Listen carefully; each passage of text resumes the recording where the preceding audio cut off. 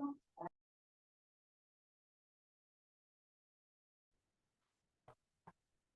evening, everyone, and welcome. I'd like to call the Planning and Zoning Commission meeting of December 21st, 2023 to order.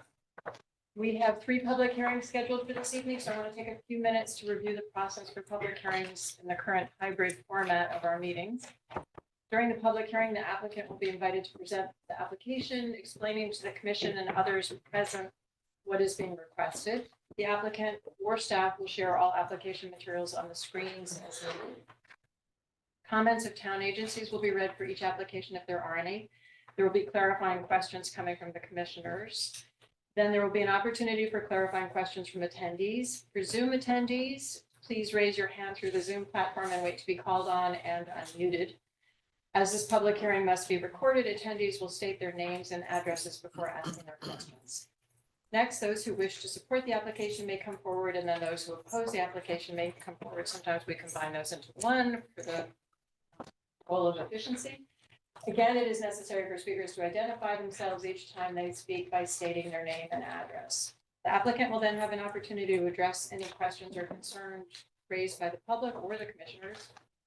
Once the public hearing is closed, the applicant is free to leave or remain for the balance of the regular meeting, during which the commission will try to reach a decision on each application. Each applicant will be notified in writing as to the decision of this commission and has a right to appeal to the Superior Court if desired. Decisions of this meeting are available the day after the meeting by calling the Land Use Department at 203-245-5631 after 9 a.m. All actions taken tonight by the commission will be by roll call. All commissioners and staff will identify themselves for the record before speaking.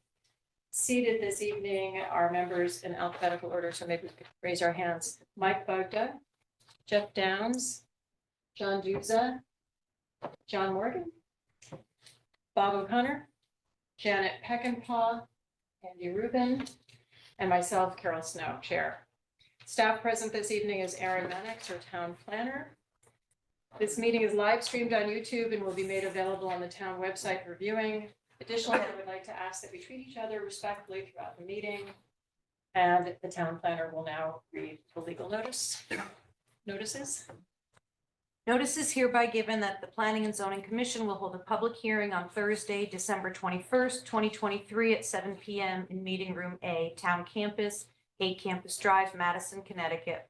This is a hybrid meeting, and attendees may also join via Zoom webinar through either the webinar link or call-in information below. The webinar ID is 915-8196-6735. The passcode is 452138, or dial 646-558-8656. The following applications will be heard. 23-50, 14 Railroad Avenue, map 49, lot 54, zone D, downtown district. Owner applicant is 14 Railroad Avenue, LLC. Application for special exception modification per section 6.2.2.2 and major downtown village district alteration to previously approved 13-unit multifamily development with associated site improvements to alter the proposal and reduce the development to 8 units with associated site improvements. Application 23-51, 48A and 48B Wall Street, map 38, lots 36 and 37, zone D, downtown district. Owner applicant Saltwater Property Group, LLC and Saltwater Property Group 2, LLC. Site plan review and downtown village district major alteration applications to merge lots 36 and 37, demolish the existing structures on lot 36 and 37, and construct a new 3-story commercial office building with associated site improvements. Copies of these applications are available for inspection in the land use office. Further details on how to participate in the webinar are posted on the Town of Madison website, www.MadisonTV.org. All written correspondence may be submitted to the Land Use Department via email at landuse@MadisonCT.org. Dial 203-245-5631 for assistance. Dated at Madison, Connecticut, this 28th day of November, 2023. Carol Snow, Chair. This was published once in the source on December 7th, 2023, and once on December 14th, 2023. Thank you, Erin. Okay, so the first item on our agenda is 23-43-916 Boston Post Road, map 39, lot 3 and 4, zone R2.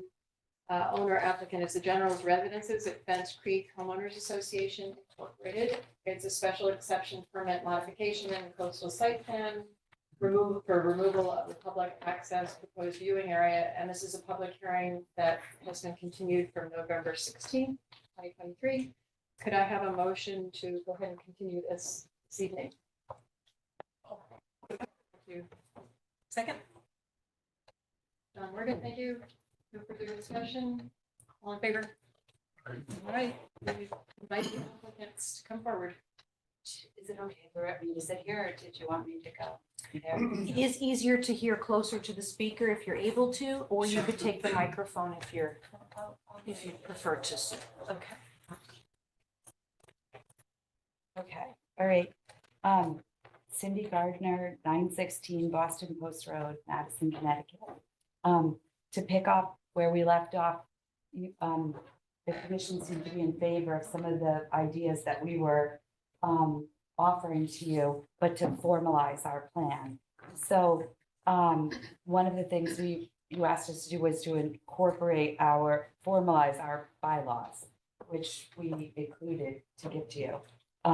For our HOA board formalized that and voted on it. You also asked us for a formal plan to remove the invasive species and to tell you about our vendors. And the third thing was to coordinate with a Connecticut land trust. So for the bylaws, we submitted to you our secretarial certificate where I think you have it all, so I don't know if you want me to read it, but we had 4 points that we agreed to. The HOA agreed to remove all invasive species on its property and maintain the view to the Tidal Creek in perpetuity. Number 2, to incorporate into its bylaws and record in the Town of Madison land records. A, that the HOA shall maintain the riparian buffer plantings, including replacing plants as necessary, and remove the phragmites and knotweed on its property annually to maintain the view of the Tidal Creek in perpetuity. And B, the HOA will include an annual line item expense for the maintenance of the riparian buffer plantings and the invasive species management on its property. 3, we would record a deed restriction in the Town of Madison land records to require the views to the Tidal Creek to be maintained in perpetuity through the maintenance of the riparian buffer and the ongoing invasive species management. And 4, we would agree to mow or crush the invasive species on the Madison Land Conservation Trust property in the marsh bordering the HOA property, as shown in the diagram that we showed you, so long as the trust permits the HOA to do so, and so long as the commission removes the requirement for the viewing area and the related easement. So we formalized that for you. We also interviewed numerous vendors, and we came up with 2 that were the best. The 2 favorites were All Habitat, and the owner of All Habitat is a board member on the Madison Land Trust. So we thought maybe that would help too.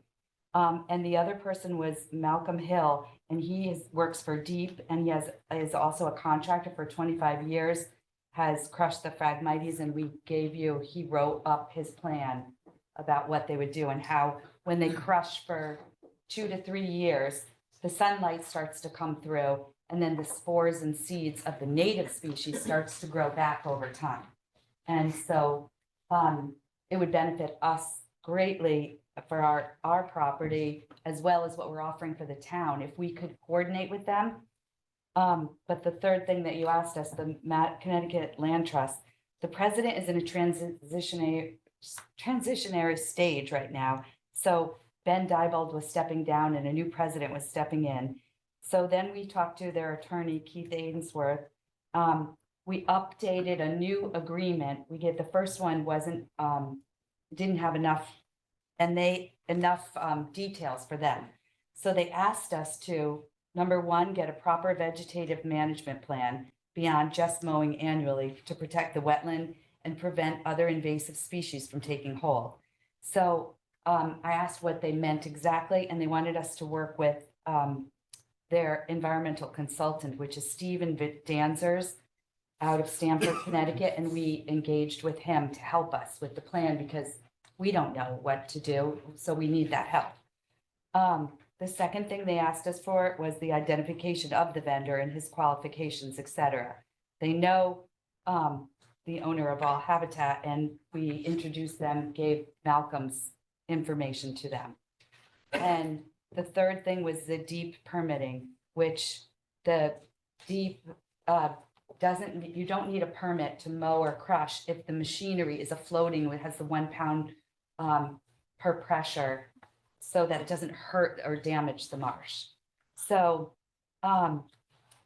as far as what we further engaged with that environmental consultant, Stephen Danzer, who will teach us a lot.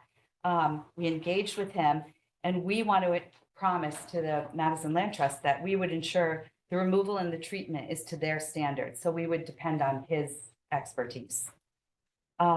So lastly, we just are asking the commission to remove the public viewing area from our easement because there is nothing really that we would gain from withdrawing and waiting a few months. That any kind of delay will help improve us. We promise that we want to be able to work with the Madison Land Trust. Because they didn't sign the applicant, you saw this, the agreement that I tried to go through with, have them sign. They're saying they want to meet with their new board and then get back to us. They weren't saying no to us.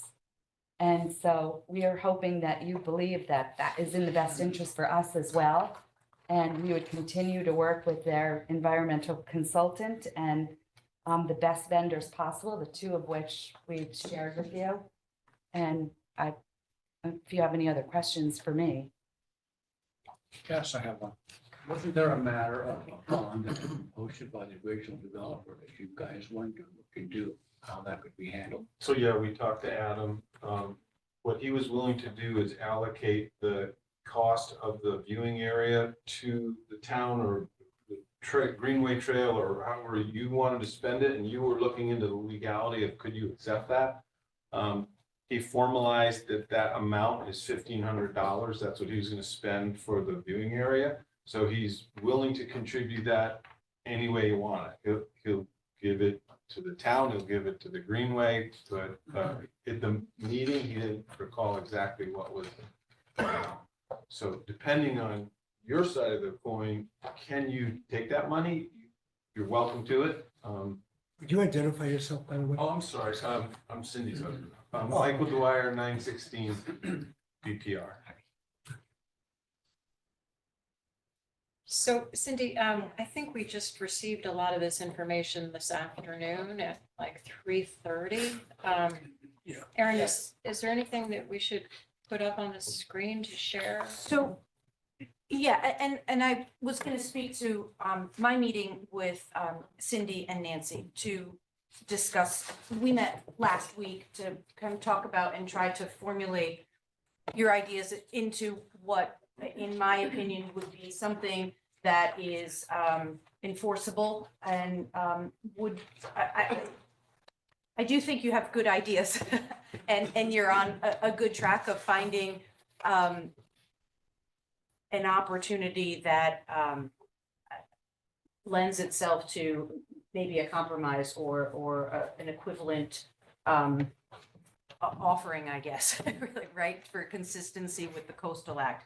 One thing that we discussed in our meeting was some type of educational component with a sign of perhaps about the Fence Creek itself. The native plantings or species. Is that something that you have considered further? After you brought that up, Nancy and I called Adam to talk to him about it and asked him, we have some pictures of ones that are from in other areas of Madison, but because Adam was responsible for putting in the viewing area, that's the developer, Adam Greenberg, putting in the viewing area and the signage, we wanted to make sure that was okay with him.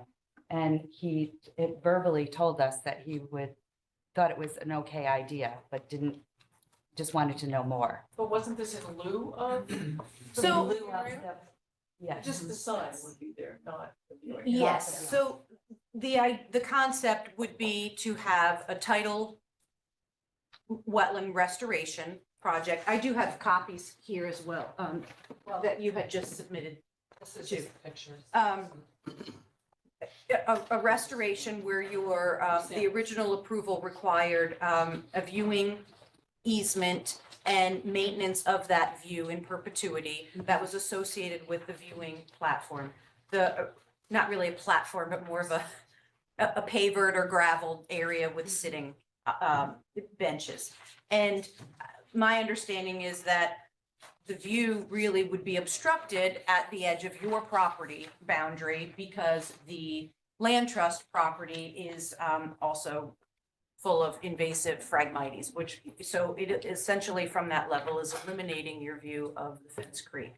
And so this idea to partner with the land trust and obtain permission from them to maintain not only your property and your riparian buffer in perpetuity, but also the view all the way to Fence Creek is a restoration project and a maintenance project, coupled with the installation of the sidewalk for DOT and I still have to review that plan to make sure that the length of the sidewalk is consistent with what the two plans that went, one went to the Department of Transportation for review. And we need to confirm with the design engineer that the length of that is what the commission had originally approved. It doesn't quite go to the edge of the property, but it does extend to the east quite a bit towards that guide rail area. And that would lend itself to, a nice view there. And then also the opportunity for educational signage, such as like what's on the Greenway Trail or something of the type, on this top picture here. That could talk about native grasses, the Spartina that you're trying to get back, native birds. It's also quite nice with the Audubon, facility across the street. And maybe a little educational, about the trust itself. So I thought that was on the right track of an alternative to the installation of the viewing area. My concern at this time is that there is not anything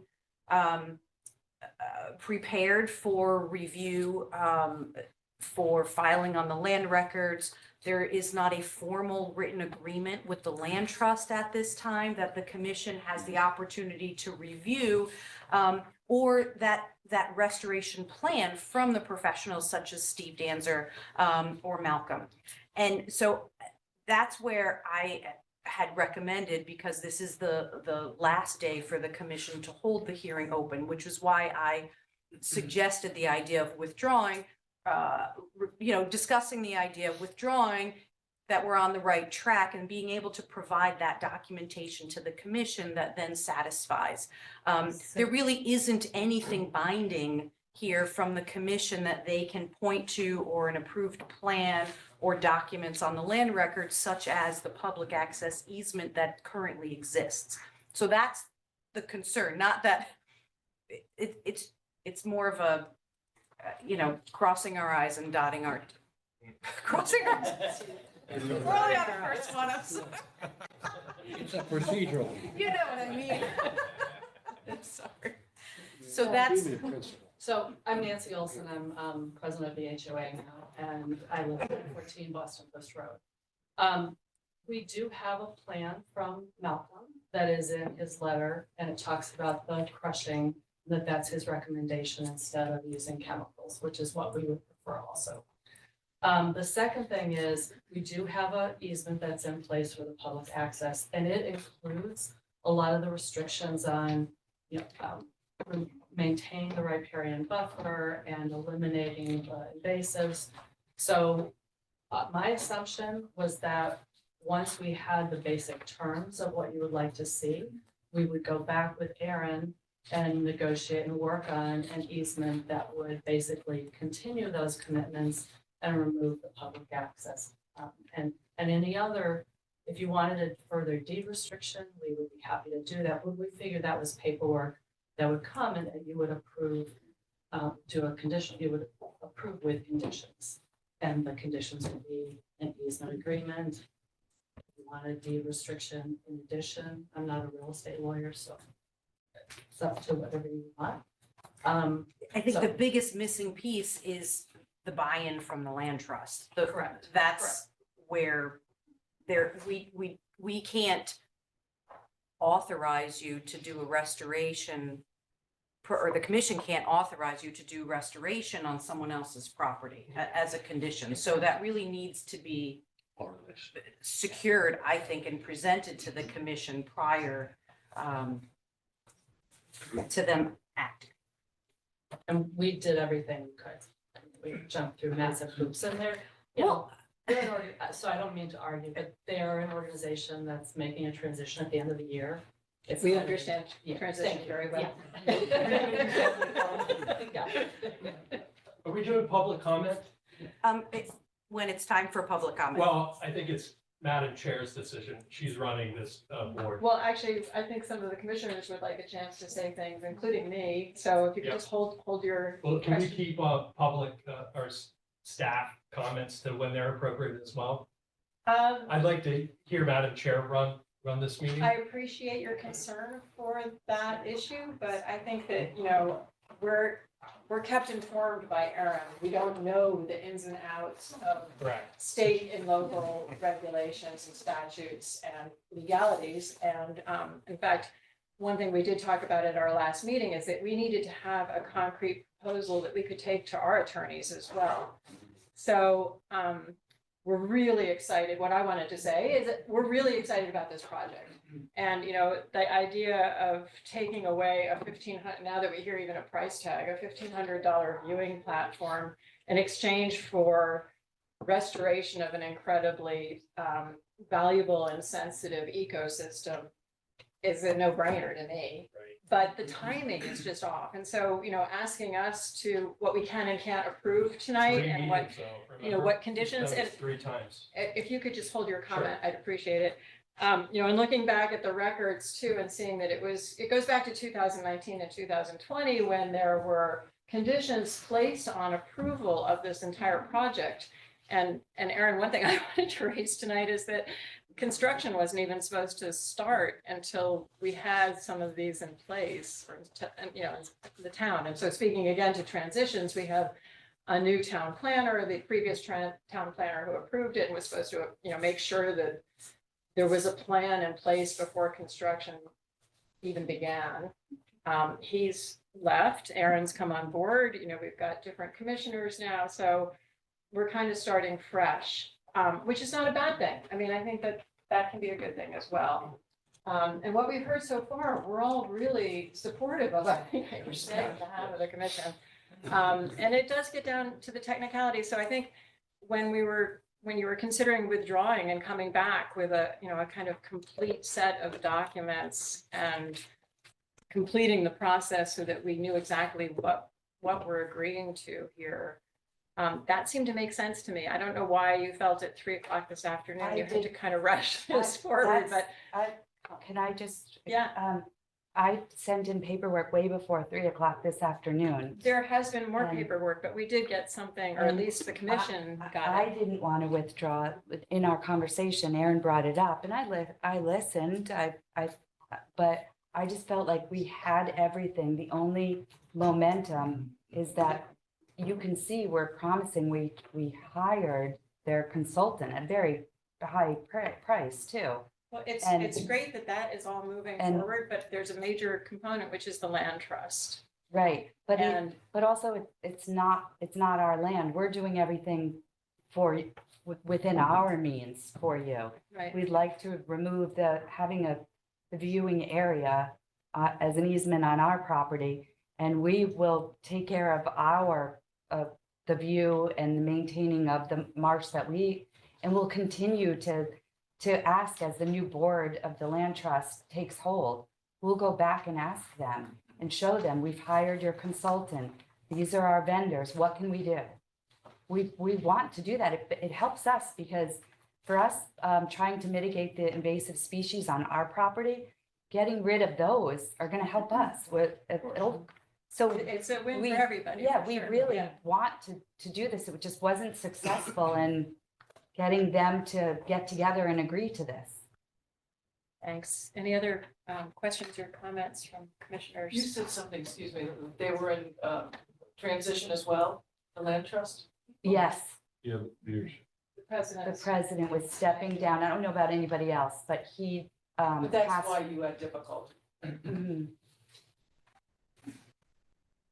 And they were saying it's not a no, they wanted more. I read the 3 things, they wanted a little more information. That's what we were trying to do. Since we're not none of us in our HOA are experts in this field, we decided to buy into their consultant. No, it's great to get this management plan going forward in such a strong way. That's super. Is there any irreparable harm that would happen if we waited until there was the agreement with the land trust?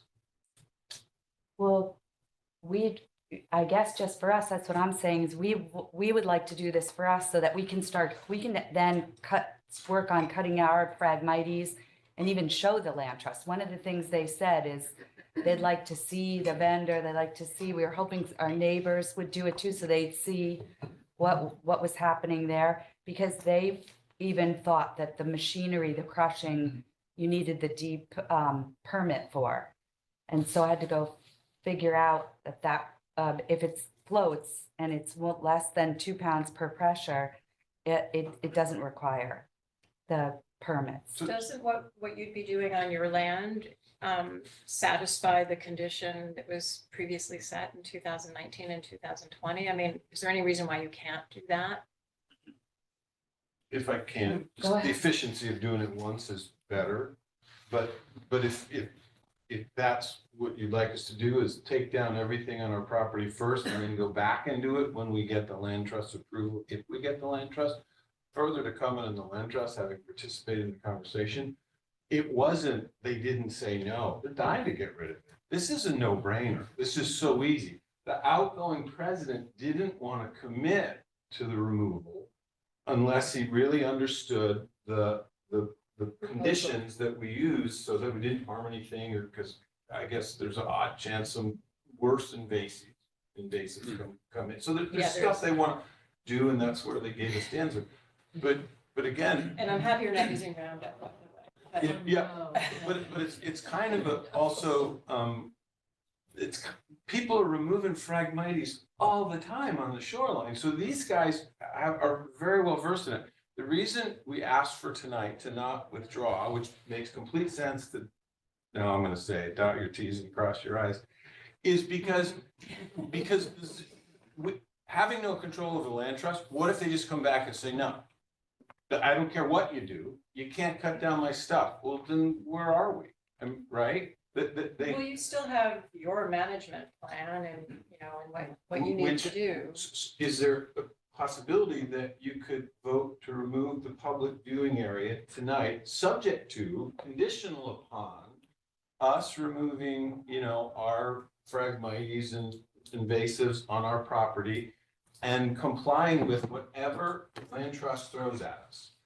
And we're confident enough to say that because we had to know a lot more about invasive species than I did 3 months ago. We're confident that we will do that. With the herbicides is the biggest thing everybody hates. So that's what we would hope we could both win, is that. I think what we're struggling with is that what you're describing that you want to do on your property anyway is part of the conditions that, as I understand them, that were, back in 2019, back in 2020. Required in the first place. Required in the first place. So that's great. And, I don't know why it's taken this long to actually do it. I don't know why the project even went forward if it wasn't done, but that's water under the bridge. Pun intended, in a way, but Totally agree, but just fast forward to, where we Well, are. we take down our invasives, land trust says no, then what? Are we getting a viewing area?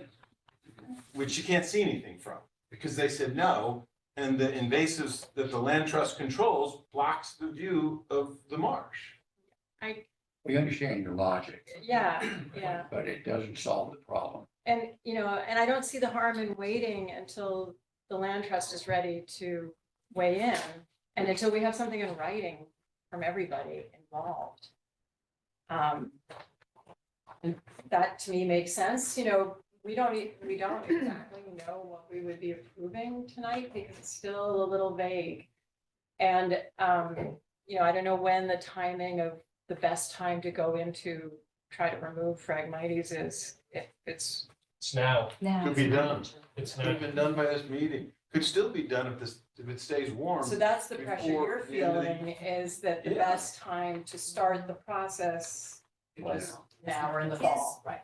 Is there an opportunity to have permission from the land trust if you're paying to have a one-time mowing while you're working on this? I understand that you want them to be done concurrently, so you have the same level of maintenance and you want to get a jump start.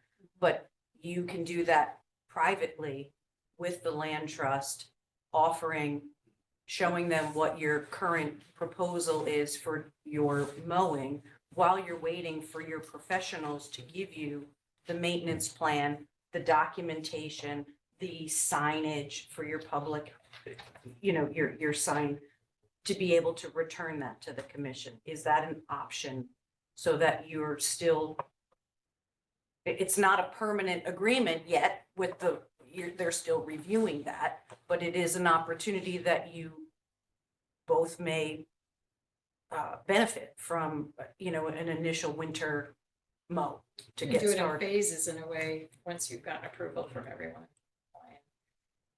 Yeah, so, I mean, I don't know when they're gonna, It won't be this. yes, because It'll be they're switching over now, so they're not responding as far as, But so I keep going back to the removal of the site, which seems to be the chip on the table is if that's gone, we'll go do it incrementally. We'll go take down our Phragmites as fast as we can. To do it incrementally isn't efficient as once, but keep in mind that, especially relative to your valuable time, the dollars in this are tiny.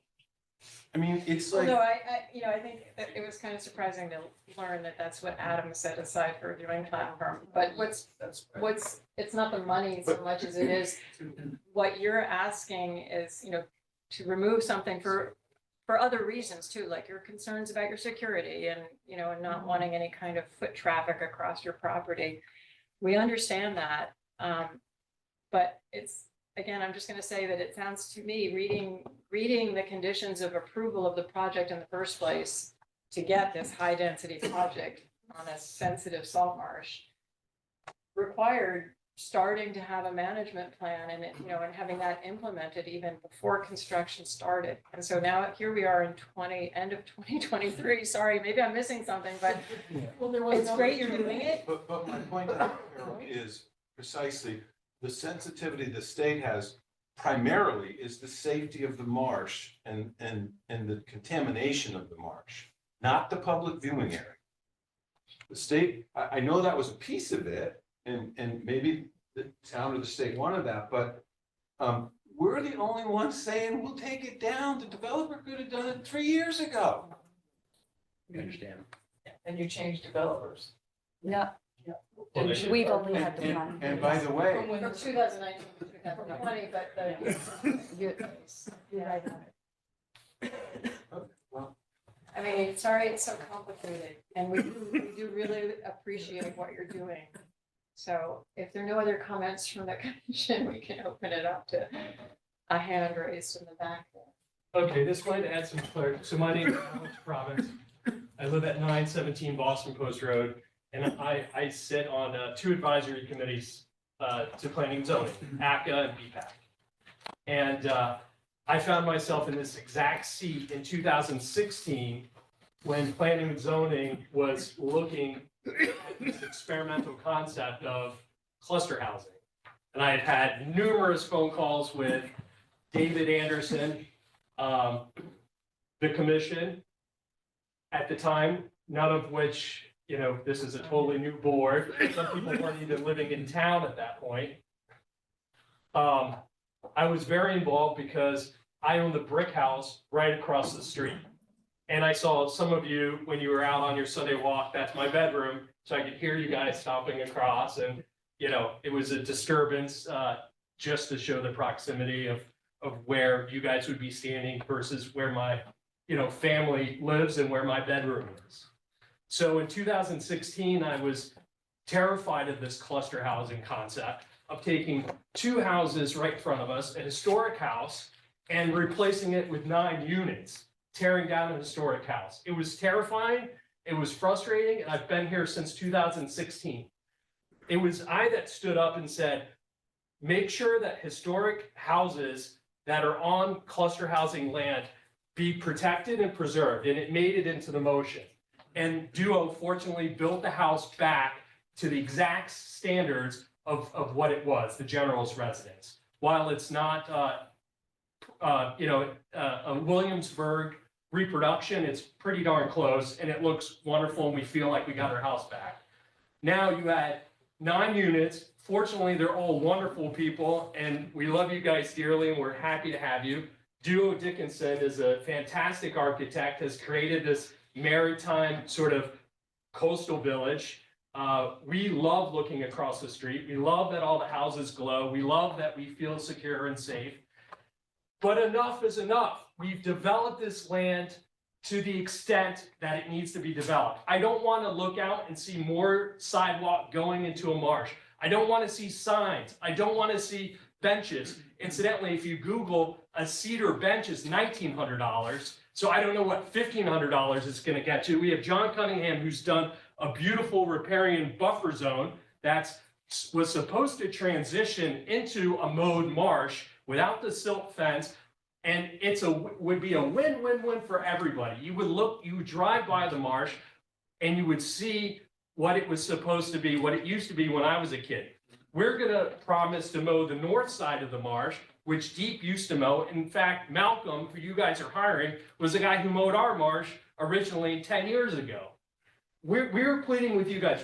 We've been here for 3 meetings so far.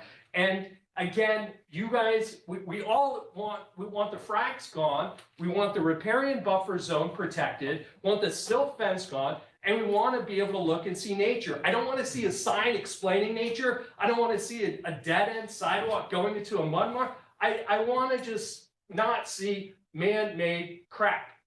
I'm done. We're all done. You have 30 letters from neighbors saying that they're done. My elderly neighbor to the north said it perfectly with one word. It's ridiculous.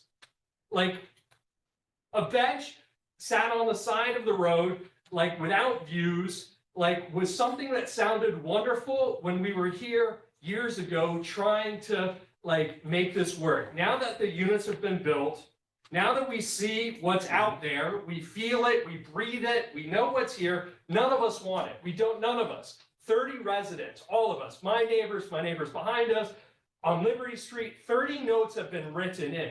This is the 3rd meeting. We've spent hours and hours and hours. Enough's enough. You guys have the power, so just put in the conditions that you need to put in, albeit, but it has nothing to do with the Madison Land Trust. Their application is to remove the viewing platform, and 30 residents have taken our time to write in notes to say, we want it gone. You guys are empowered to do this. You're a volunteer, I'm a volunteer. You guys have the power to make the decision right now, and I'm asking you to vote in favor of these guys to remove the viewing station for our security, for our peace of mind, for a litany of reasons that have been set in by many people, more than just these guys. Thank you. All right, thank you. Okay, I think it's not just a yes or no, it's, we've been trying to work together on this and get to an even better result. And, I think when you first approached us, it was a yes or no, can you take away the viewing platform? And we can't really, it's part of the previous condition of building the property. It's, their coastal area management regulations that we're following and procedures. And I think that's why we're trying to work with you, not against you. I think we all want the same thing. And if you could just be a little more patient maybe with us. I don't know how everyone else is feeling. I just feel No, I like, agree. I think that there's a process that has to be followed. There's pieces of the puzzle that have to be put in place, and we're not there yet. We want to get you the solution you want.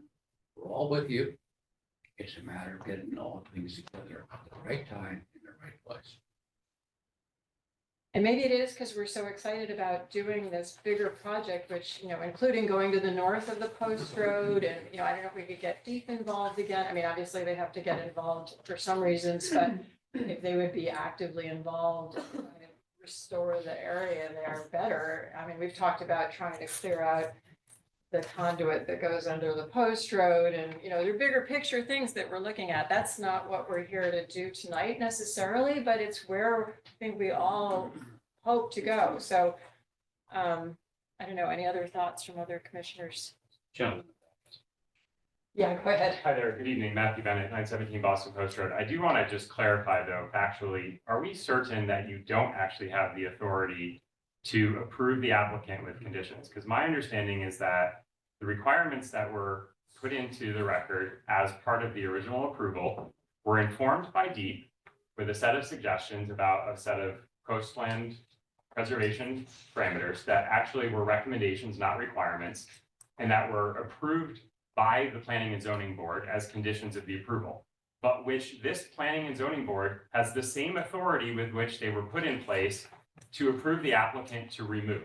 So I just want to understand, as you consider the decision ahead, and if you are all in fact in agreement, is there any legal limitation or constraint that prevents you from approving the applicant or approving the applicant with conditions? My understanding from having gone through it at length, as I believe have the applicants, is that it is absolutely within your purview.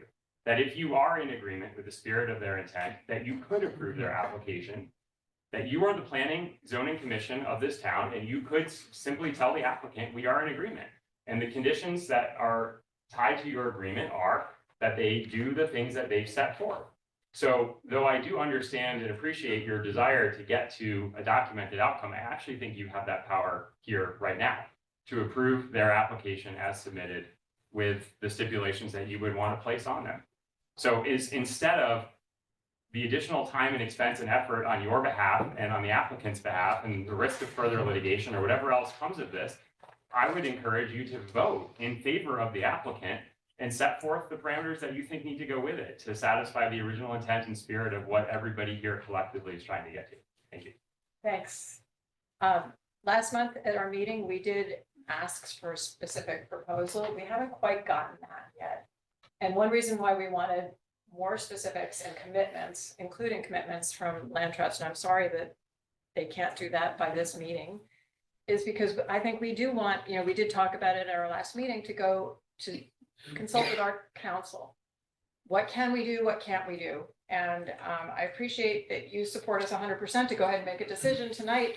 But we do have other issues, and we do have, deep and coastal area management rules to follow, and they will look, closely at what we decide to do without consulting them. Possibly, I don't know, Aaron, am I explaining When this? did the applicant submit a proposal? Do we know actually? Because my understanding is that it was actually formally submitted to the record before the last meeting. Now, whether you did or didn't receive it, I don't know. But do we know from the applicant when this proposal was submitted? By the way, we already know Deep's opposed to removing it. Aaron sent them a letter and Deep said, no, keep the easement in, keep it in place, I want a viewing area. So you know where they stand. So you gotta overrule them. But did the applicant submit a All proposal? you're gonna do is go back to actually? Deep and say, Okay. I believe This the is applicant a has public submitted a hearing. proposal. A I public just- hearing, Madam Chair, is not a conversation back and forth between the public and the commission. I think the town's You exposing may itself have to an litigation risk. opportunity. If the commission is not receiving documents that were formally submitted by the applicant, I think we have a bigger problem on our hands. My understanding is that the applicant, and I've read the proposal, submitted a very thorough, comprehensively developed document outlining their responses to everything you asked for in the last meeting. And we are all spending, including you all as volunteers, our precious time and energy to be here to consider something. So I'm slightly upset and scared if the documents that are coming forward aren't reaching the commission. I'm not sure which specific documents you're talking about. Yes, there were documents sent to us between the previous meeting, public hearing, and this public hearing. And yes, you met with Erin on December 14th, which she describes in her summary for us, because we weren't there. And then we do know that other documents were submitted this afternoon. And so, we have not had, perhaps all of us, a thorough amount of time to be able to review the documents that we did. We haven't gotten them. That's, I gave the documents well before. Yes, there was something that was brought in this afternoon, me saying, no, I will not withdraw. And everything that came in this at that you're saying 3 o'clock this afternoon was everything dated back that went in long before. Even last time when I was December here, 5th, and you by the didn't way, get the prior my meeting, proposal. the information had been submitted by email and not And we distributed. never got it. We All left of the meeting that last time asking information. why they hadn't submitted a proposal, and they said, we did. We gave it to you guys before the last meeting. In fact, our letters that we submitted and a litany of other people, letters that we submitted before, didn't make it on record until I had to email Erin and say, can you put our letters on record? I would like to Right? Is that true? clarify, excuse me, Alex, I would like That's to a yes or no clarify question. what the website serves as. The website is not the official record of an application. The official record is a paper record. How do they The get to town read the of stuff before the Madison- meetings? It should be available to the commission to read. You're being disruptive, Alex. Okay, If and you- you are as well, and have been for 2 meetings now. Erin, please continue. Okay, I don't think this is helping.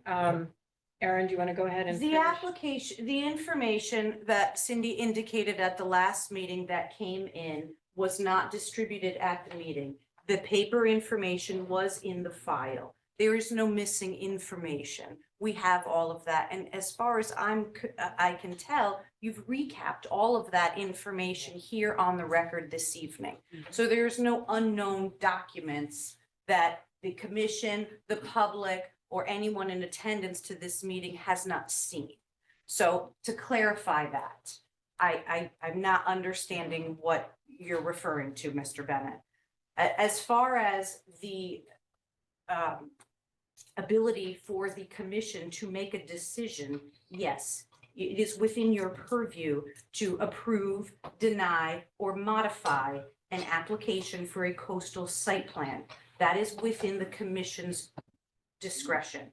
However, this evening is the last night to hold the public hearing open, which means upon closing the public hearing, you cannot obtain any additional information from the applicant or the public. So you need to determine this evening if you, and I think that's what you've been trying to do, is speak to the applicant as to whether or not you're seeking additional information and how that may affect your decision-making. And that's when a decision would be made to move forward and close the public hearing and move to deliberations, or perhaps withdraw the application. And that's really the question at hand. I just want to add one small piece of information to that too. I noticed in the email that was sent this afternoon, I was copied, but I was copied using a Madison website or a town email address. I don't have that. So, I can't say what might have been sent to a black hole somewhere. And I think that, what we see that's on the website is everything that has been presented properly and processed properly. Well, last time you hadn't received my proposal that was said during the meeting when I had to reiterate it from memory. And I think. So I think to- that's to what, your and then when point- you said you To your didn't, point though, Erin, and to Erin's point too, we heard a lot of it, and then we did come back to you and say, well, we need more information, and we still need more information. I feel, so you're looking for specifically the land trust to actually sign the you see the agreement, you have that. I gave that ahead of time, not before 3 o'clock today. Well, before, but that agreement that I was hoping they would sign, but they're not in a place to do it. I still would, if you would vote yes for us to remove the public viewing area and let us continue to work with them, have that be the condition, that I would continue to work with them to get them to sign that agreement so that we could manage the invasive species on their land. And hopefully with the help of Steve Danzers, satisfy their concern of if new invasives come in, what do we do then? That we have no knowledge of. So we're saying we'll be committed to that. So you have We've that. heard that, and Also, yeah, Joan, that was me guessing at your email from the email convention that we've seen in the town, because we were concerned you weren't seeing the document. Yeah. That's the first time we That's used what, so that it's the first email time. You address. didn't miss any emails because we used the wrong address. That's the first time we used it. okay. What are other commissioners' thoughts? I'm sorry it's come to this, but I think we do have to be very careful of how we approve, or I can even use the conditions of approval of the whole project, which we're still kind of working out. So we're very careful about conditions, setting conditions, what's doable, what's not doable, getting legal counsel when we need it. And I think that's why we're just a little hesitant, and we don't feel the pressure that you all feel. I don't know that waiting a little bit longer so that we can get everything together that we need and take it to our counsel, our attorneys, make sure that what we're doing is appropriate and adequate and legally binding, frankly. And yeah, that's Is the land trust sign off that's the main issue. For them to sign right. off. Right. And if they have that, in your opinion, would that be sufficient to grant or? I think, the larger plan, but again, we talked about it in November of running it by our council. Just to make Yes, sure. also- So a little more time. First of all, a little bit, I think a little bit more in writing, a little bit more of a solid proposal is still needed. A little more time, so we're not getting it literally the afternoon of our meeting tonight. I'm sorry, with all due respect, you have gotten it formally submitted to you weeks ago. So whether it's coming from town staff or not, I want to ask you to stop saying these, it has been submitted. we have it and that and this You document. have received a formal documented proposal written by the applicant in great detail. So there's a fundamental problem Okay, if the commission is not receiving the documents that are being submitted to This it. is December 5th. Okay, Letter to you submitted on that date. So now what we've 3 seen o'clock so today. far has not been enough for us to, and I'm sorry, I don't know why the mad rush, really. We're just asking that we can all get to the same place and have the same, have time and sorry to dwell on this, but if you go back to these 2019 and 2020 modifications and agreements, and that was what was approved, we're still struggling with them. And that's why I think we want to be extra careful that we have complete, thorough proposals, that we know what we're voting on, and not conditions upon conditions upon conditions, because this condition didn't work. And now, we want to make sure that whatever we all come up with, that we all feel really good about, we're really excited about, that it works. And has been legally reviewed. And has been legally reviewed, and, and that we have deep involved, we have the land trust, we have everyone who's going to be impacted by this, all the neighbors, owners, abutters, anyone who cares as passionately as we all do, apparently. Just take a deep breath, and if we could look forward to working with you in the New York, that would be awesome. That's how I feel. So I don't know if you want, I don't know if it's possible to withdraw at this point, and come back. Add something like that. Yeah, so the detail that you're looking for on the commitments that were made on the previous conditions of approval, once we got involved, and we were partially involved in the development of the easement that is signed and is taken care of, that started when we were at least partially involved. We can't speak for what happened and didn't happen before, but we've shown that when we say we'll do something, we do follow through. And I personally assumed that the commitments in our bylaws and going through all that formal process would give you what you needed to understand that then the formal easement agreement and the change of the easement agreement so that we would still be obligated to maintain the marsh and remove the phragmites. That would all continue, and I assumed we would work on that with Aaron and your council, as we did with the previous season. So that. We really appreciate everything you've done in the, in the few months we've been working on this together. We really appreciate that, but I still don't feel that we have in writing what we need to agree. Yeah, from you. Get the approval from the land trust. That's all we need. In writing. That's all we need. So, Yeah. Madam Chair, the fear though is this. They are obligated to mow their property and they're obligated to put in that little viewing station. They have $1,500 to do so. And John can explain what the idea is. Some stone, a bench, and it goes off the sidewalk. You guys have the drawings of where it would go. And they're obligated to mow their phragmite in perpetuity. They never were obligated to mow the land trust. So they could just say, you know what? I'm sick of this. We're sick of looking at the signs. We're sick of looking at the flags.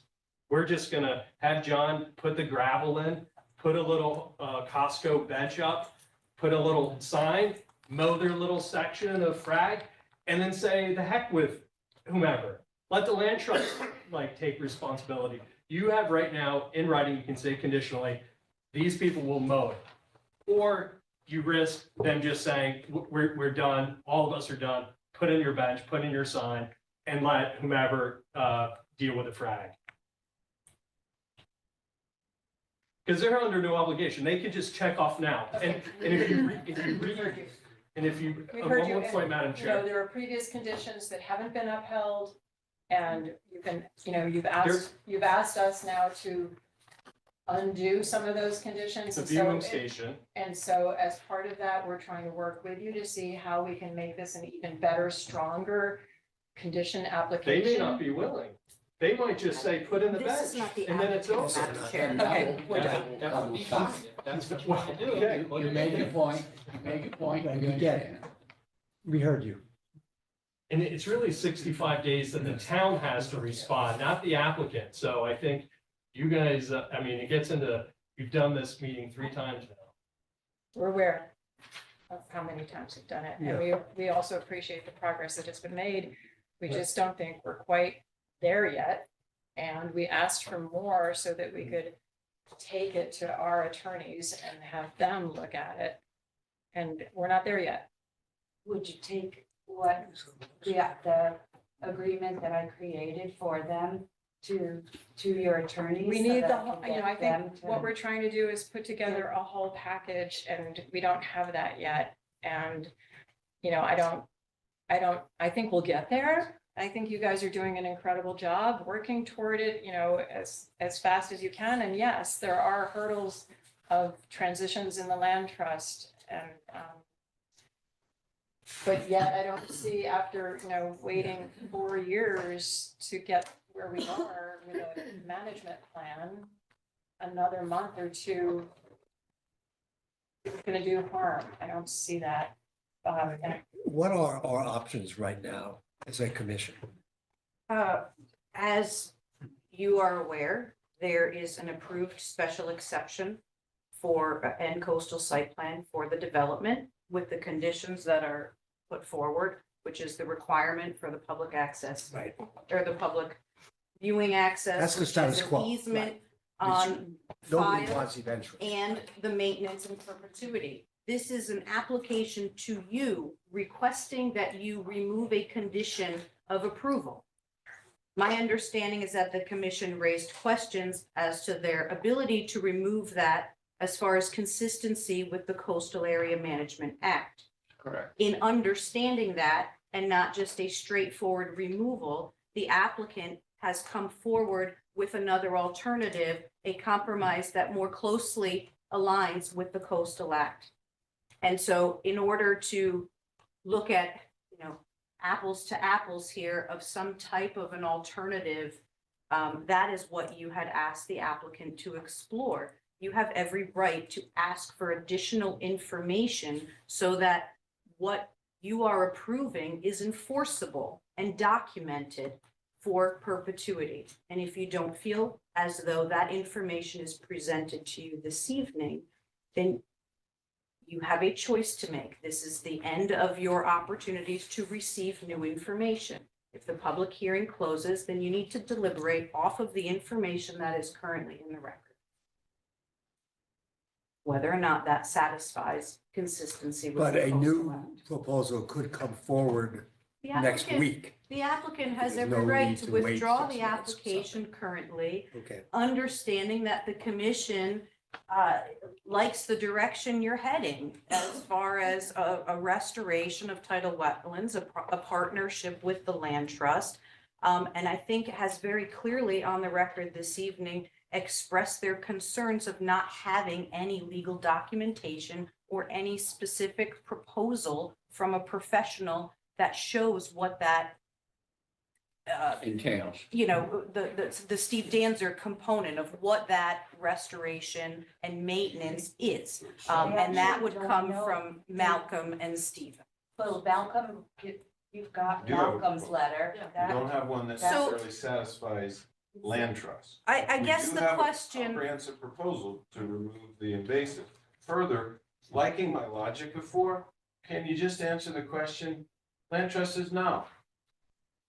Did you contact Keith Ainsworth? Yeah. Well, he's the that- one that told us to I call think that would- Danzer, and we said, Danzer, we'll do whatever you tell us to do. Yeah. So That was his only advice to you? What was that? That was his only advice to you?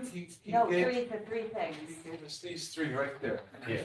And, We but put that in the. my point is, land trust says no. then I think that's something to understand at that point, right? Everything. Okay. Land trust says yes, it's no brainer. Land trust says no, or We come back and talk again. Yeah. Then the proposal changes, But the right? holdup is the It land wouldn't trust hasn't include said that yes. component. So could you, Attorney Ainsworth? That's what we were He said- asking he said I him. Did You you can't. can't. You can't He sign see he it. said, the I can't, agreement? you gotta wait for the. So you gotta wait. see- So, and then when we have that, that's when we have to have a legal review done. And but also just to clarify, we did give Malcolm Hill, we put that in our paperwork, that he would be crushing it. He explained his machine. He's been doing it for 25 years, 4 deep. And they crush it, and after a year, a little bit of the native and natural seeds will start to grow. After a second year, a little bit more. What they're worried about is that a possible new type of invasive comes in. Yeah, And so that's I where saw Steve that. Danzer said, and he can't write anything specific to it until it starts to happen. So It may he was saying, progress. we already engaged in him. As it turns out, he will help us. We've hired him to be that person to manage as we come. So we feel like we did give you 2 different really good, reasonable, great people that will manage the invasives for us. And then another environmental consultant that will help us for whatever the unknowns that we don't know. He will So I tell us think- then I what to think do. There are 2 choices, basically, and one is asking you to withdraw and come back when you have everything, when you have Keith Ainsworth signing off, or the land trust, whoever legally signs off to let us know what this proposal is. If we have to vote on it tonight, I don't think we have enough to approve it. So I think, you've heard that from us. And we're sorry that we're asking for more, but we need something that I think is a more concrete proposal, everything included, and then we can review it and have our legal council review it. to make sure that we're legally allowed to remove this particular condition that you want to have removed. You haven't already done that part so far? Not to check with legal. So So there's nothing we could have done. We could have brought an executed agreement in tonight, and it wouldn't have mattered. Why not? I think Well, we've I'm said sorry, I'm enough. not understanding that. They're just going around. Yeah, I think we've You're right, said I enough. agree. Yeah. So then if we withdraw, I have to start over with all new applications? You are allowed to immediately withdraw, resubmit, incorporate all the existing record into a new application. And you could even request from the commission, you have to do it in writing, but you could request to waive local application fees as well. That is something you can do to the commission. Madam Knowing Chair, that it's a hybrid you've meeting, gone are there through- public people that want to raise? I mean, are we still, we have to follow formality of public comment? Would you Yay. let us run the meeting, please? Sure. Thank you, Alex. I appreciate some of your input, but not all of it. I'd be scared if we agreed on everything. Usually we hear when there are hands raised. And listen, I really appreciate also even just getting to this point with you and seeing if how we can keep it moving forward. And I'm sorry it's become so contentious. I thought this was going to be our easy one at the top of the agenda. Erin, are there any hands raised? Yes, I have one just raised. It's Ron Clark. Ron, can you unmute and identify yourself, please?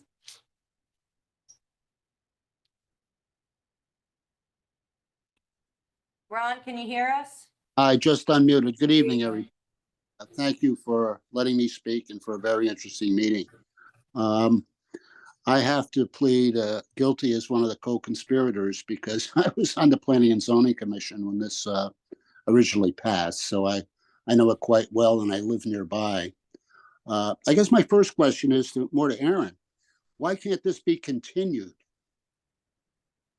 The statutory clock has exhausted, Ron. Why can't the applicant grant a continuation and keep all this information on the record and just wait for this paperwork that you may want to satisfy it be submitted? I believe the extensions have already occurred, Ron.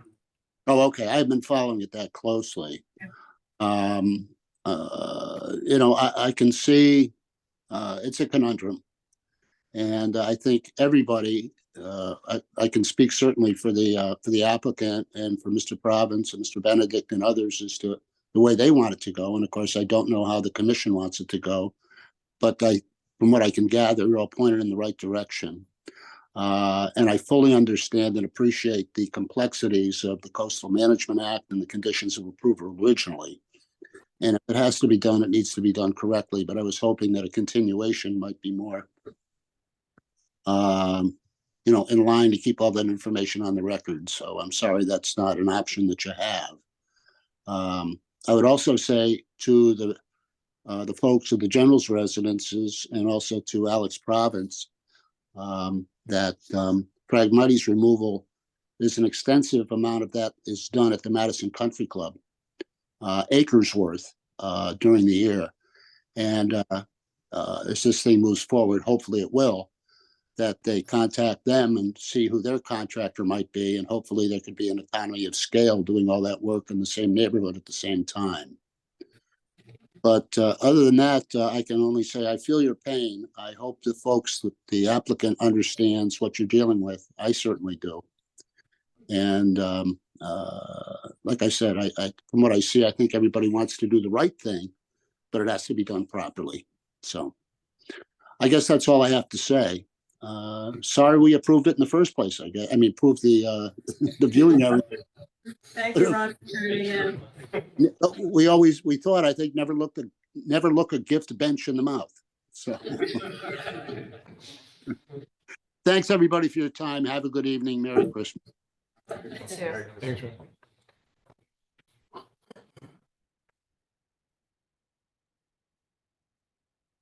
So does the applicant, So I cannot continue, so I have to withdraw and And you can that's do my that. only option.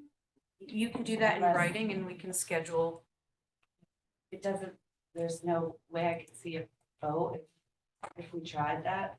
No. I'm sorry, So I don't think the time was wasted completely tonight, though. We hashed out a lot of things. I think, again, I want to emphasize, I think we all want pretty much the same thing. We're all headed in a really good direction. And I think it'll be worth doing it the right way. Thanks. Can I ask a question? Can we know what lawyer's gonna require before we come here next time? So that we don't go through this exercise for like 2 or 3 months again?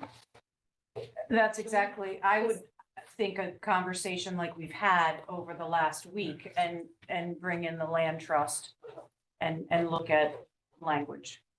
And I don't know if the HOA has an attorney, but we can at least start with what we have as the public access viewing easement, pull out components of the maintenance aspect of that, and really to kind of understand if there are any other legal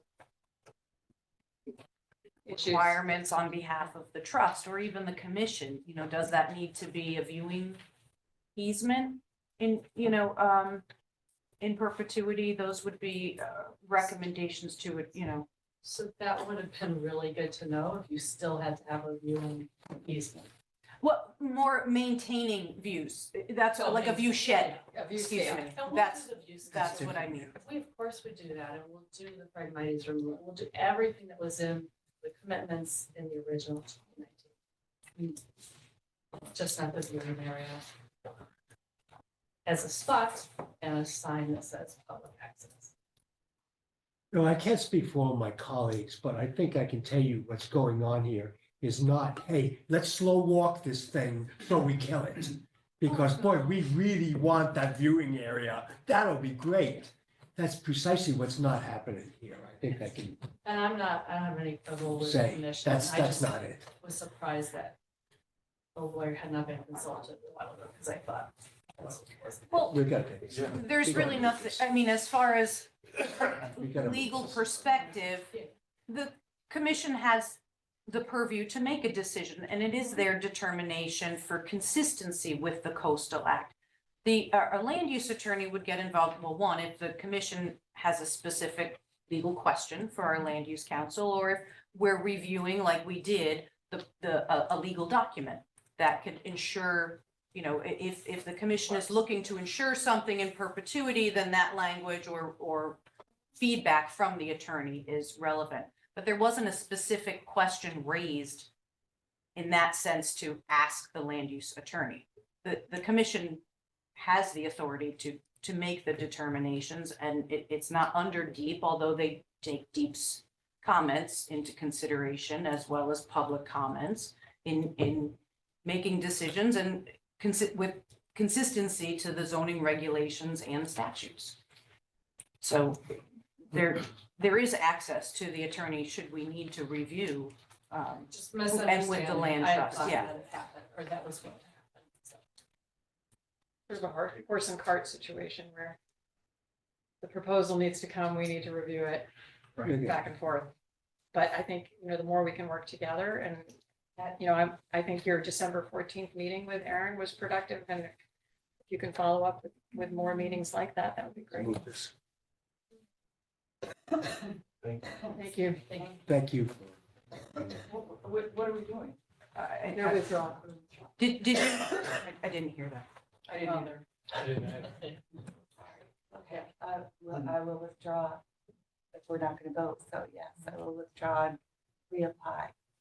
Immediately resubmit. So that would be good. So that's fine to state on the record this evening, and then when you're ready tomorrow, if you'd like to do a letter that, and it's fine as a letter to simply say we have officially withdrawn our application and request an immediate resubmission, incorporation of all the additional information that's on the record and in the application. And if you're seeking a request to waive any of the local fees, you may do that in your letter as well. Okay. All right, I'll do that. Danzer said he was available mid-January, as soon as he could get out. We'll have lots more. Good. And the new president, when? I actually don't. Did you know who was the new president? I did have him copied on an email. I can't recall his first name off the top of my head, but I can get his name for you tomorrow. I'll look him up with Ben. Okay, all right, thank you. Thank you all. Thank you.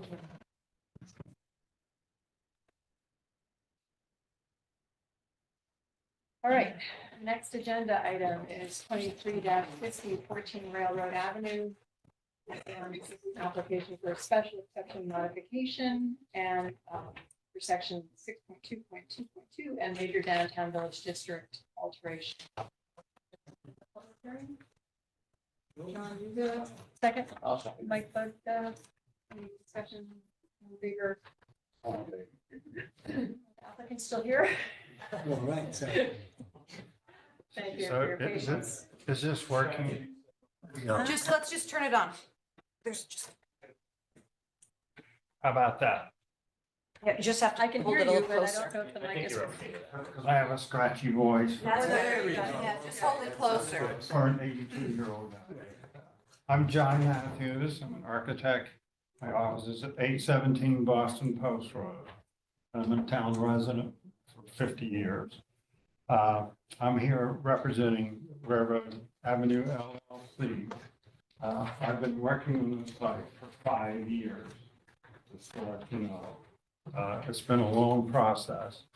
We actually have an approved project for 13 units that was approved in 22. And since that time, the owner has decided that he would like to do nicer units than the ones that were approved.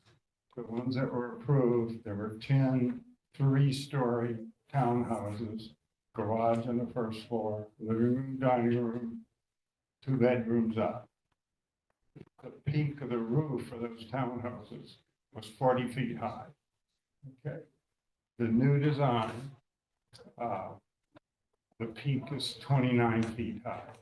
We've lowered the ridge down by 11 feet. The units themselves are much nicer. The original house that's up on the street is to be demolished, which it was in the first scheme. And we had 2 units originally in the first scheme and in a separate building. In this scheme, we are rebuilding the house. There are 2 units.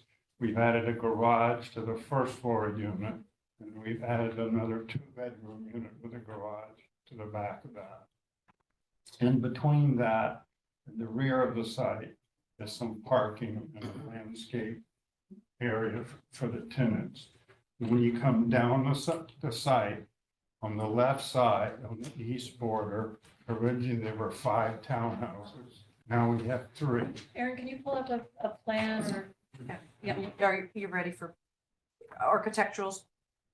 sorry to interrupt you. A site plan. John, Yeah, site plan would be site great. plan first? Yeah, Mike did the site plan, and he's on the Zoom if there's any questions. I see his Summer Hill Civil up there. I have some colored boards of the architecturals that I don't think Aaron has I can put up, but I don't have the site plan because I didn't do the site plan. Okay, thanks. I just need a visual. Good evening. Just for the record, I'm Mike Ott with Summer Hill Civil Engineers. Aaron, would it help if I shared my screen and showed the site plan? Sure. Please. Thank you, Hi, Mike. Mike, welcome. Thanks. Just give me 1 sec. Okay. Can the commission see my screen now? Yes. Okay. So I'll scroll to the site plan, John, so you can actually, how about if I show the simpler version? Would that help, John? Yeah, this is good. Thanks, Mike. So top of the screen's Railroad Avenue. This is the rebuilt house. The problem we only had 18 feet and we had to have a 20-foot drive and sidewalk and so forth. So we're taking it down, rebuilding it slightly larger with the garage, front porch. It looks pretty much like it does today. And this is the new 2-unit in the back. And as you come down, excuse me, the driveway, here's the 3 units here. And you turn, originally there were 5 here, and there are 2 units here. There were originally 5 there. One of the additions to the site plan is we have 9 spaces here that are going to be dedicated to the Bradley and Wall Restaurant. That was one of the driver things, because Bradley and Wall essentially owns both the sites. And then we have a collapsible bollard, so the fire department can go through whenever they want. So again, the roofs of these are down 11 feet from where the approved plan has, which I'm sure will make our neighbor happy, hopefully. Is that what prompted the revision? This is, the bureaus are our neighbor here in this section right here. So actually, I think we can go to the architectural plans now. And John Cunningham is also here, who did the landscape. He's had 3 bites at the apple too. Mike, John, for you? if you could, Aaron, I don't have those readily available.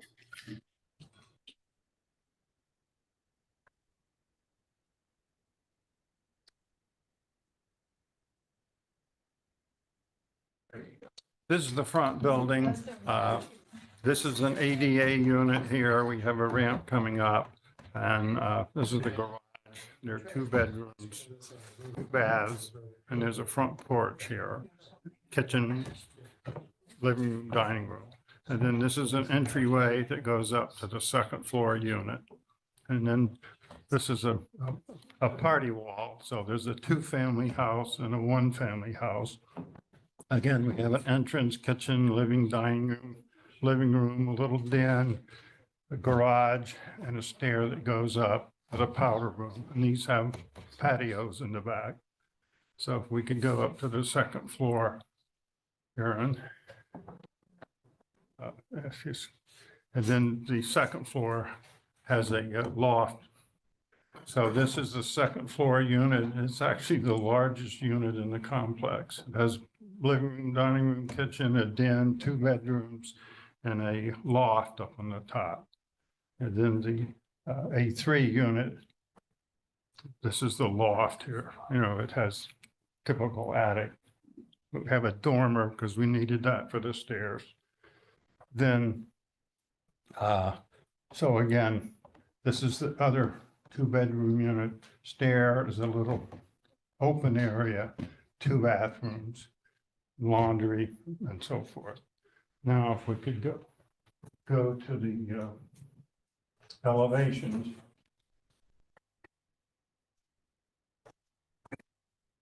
This is the front. And again, this was the approved one, but it's pretty much the same. And all the materials are the same, the colors are the same. This, doesn't have the garage and the other unit hooked on. This was from the approved set. So let's just, so this is the driveway side when you drive down with a ramp, garage, and then open space and parking. And this is the west side. There's a stair here that goes to a basement, which has some common space in the basement.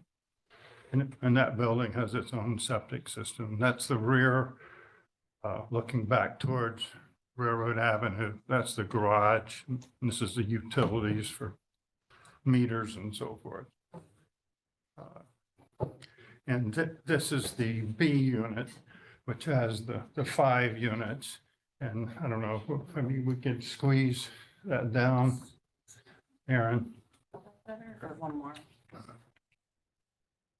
Okay, so here's the 1st floor. You have a garage, you have a little front porch.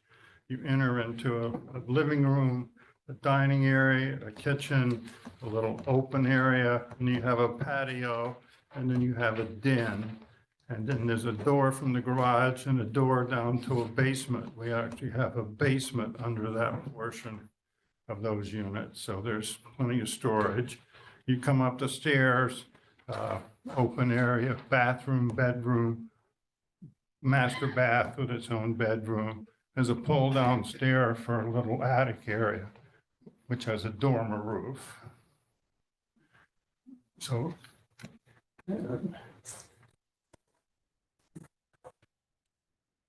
And this is just a section that's cut through, looking up the stairs. That's the little dormer roof up above. That's the basement. And this is a crawl space. Here's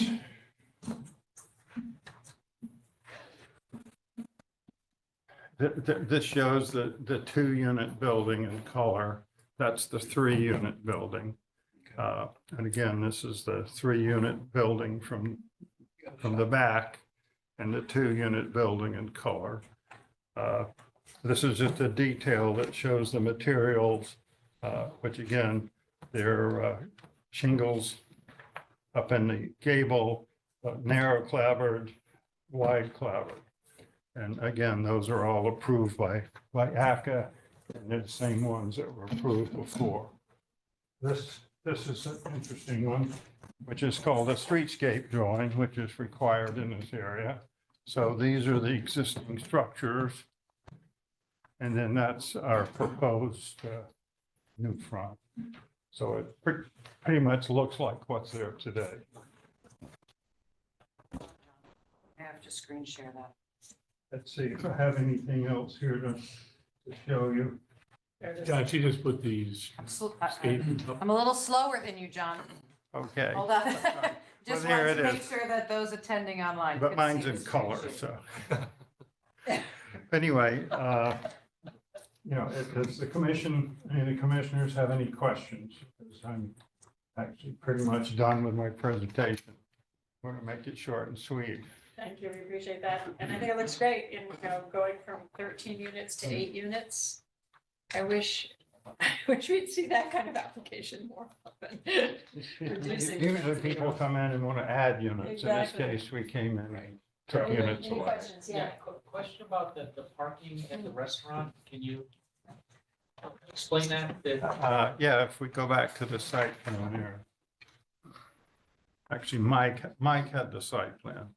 Just so I'm clear, the actual property is going to be, for lack of a better term, sandwiched in between the restaurant to the south and the railroad tracks and the road to the north, correct? No, we're this way back. But much It further. comes off of Railroad Avenue Yeah, and it goes back. yeah. and See, there's a lot of- here's Railroad Avenue. Yeah. Here's the railroad. There's parking actually over Yeah, there. no, I know. Bradley Okay, Wall is then down. there's houses there, and there. The Where's Bradley and Wall? on- Bradley and Wall is right here. Okay, that's what yeah, that's what. so And it is- at the end of their existing parking, there's a drive that comes in, and then there are these 9 spaces. And there's also an exterior sort of garden eating area where people have some tables and chairs. And then behind our parking lot, there's just a big sand lot that they blew out or whatever, and left there. It's a mess. That's what this is. actually, Yeah, a lot exactly. of that, That's yeah. what I was hoping. That's where this is going. Does that? Yeah, and our neighbor, this is the septic guy next door to us here. He has big piles of dirt and everything else. John, can you speak to the parking that is proposed to be dedicated? I think that was John's question for Bradley and Wall. Sorry. Are those these 9 spaces that are shown Right here. in this little rectangle area? Mhm. So I guess the question is that the landscape plan from tech shows some type of emergency, and I know that was the initial Right. approval. Yeah, It was there's a only driveway. emergency access through the Bradley and Wall Right. piece, 102. Right. Now you want to utilize some of that for shared parking for the business and outdoor, the seating is outdoor dining for Bradley and Wall, or is it Or for the it's, residents? it's for the residents, really. But if somebody gets a bag of lunch and they want to sit there for a minute and eat their lunch, they could certainly do that. Okay, because it shows a screening, like a fence. So I read it at the plan as you're trying to shield the dining area from the residents, so I thought, I just Actually, wanna clarify what it is, that's all. we're not. The parking is reasonably close and that end of the building is mostly blank. Love the landscaping plan. Right. Yeah, I have that, unless you have it, John. I have a colored one, the one you sent in, John. The other question, I guess, is the through traffic. That was, That's my why we have the concern. bollard. There will not be any through traffic. Okay, do you, Yes, you're not gonna be able to zip through the B and Only W for parking parking. lot Right. right in there, okay. can you speak Because to that was what already that in there. looks like? All right. So That is- right here where the dotted line is, we're putting in either one or two of these removable bollards that the fire truck can actually drive over. Yeah. But no one can come. There will not be any through. So the traffic. residents will have designated parking spaces. Oh, yeah, they have plenty of parking spaces. We're like almost 3-to-1 when you count the garages. Where's the Ballard on the map? Is it right that line across? Right. Enough room where this can back up and go out. But the people that live here are gonna go to Rattling Wall and they're gonna go downtown. They're gonna walk this way. They're not gonna walk out to Railroad Avenue. Right. And, go down Wall Street. So initially we had some kind of gated fence, but that just seemed clumsy, frankly, visually not good. So the movable bollards, which we Okay, talked about, were much better. okay. Okay, Do you want John? to go through I want to go through the length and then I'll ask some other questions about the. So John is right. Good evening. John Cunningham, owner of TEC Landscape Design, located at 62 Wall Street. That line does. The mic or not? Nah, they can hear. He's loud enough. That line would be dedicated, Mike Ott might be able to chime in. It is not going to allow any traffic through from both ways. So these 9 spaces are Bradley and Wall. There's going to be a new seating area here. Bradley and Wall clients could use it. Also, the people that live here could use it, okay? This area here, there is some planting next to this unit to try to soften this from this unit. And there's a L section of fence here. So it becomes its own environment there. The units in here, and this is really from the last approved plan, is this area here is really what was approved the last time we were here. This is a gathering area for the people that live here, not for Bradley and Wall. They have plenty of parking. The landscape plan is really the same.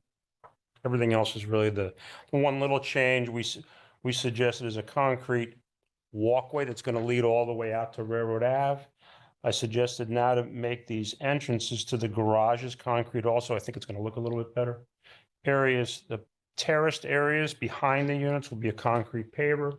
We still have the same trash unit that's here. We have photographs of what the trash unit's going to look like. It's going to be enclosed, galvanized pipes with wood and everything.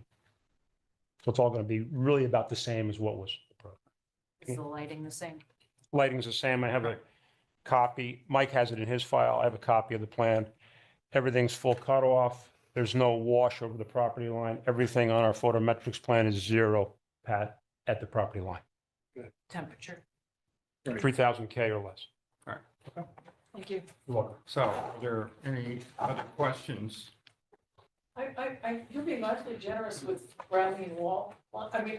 Did you do that? Is that their property? Is that? why Yes, you did they, that? Okay. they own both. Because I thought that was really nice of you. If you drive down to Bradley and Wall now, you can drive right into this place Yes, because yes, I it's know all exactly dirt. where it is. And they That need will more be a parking in there.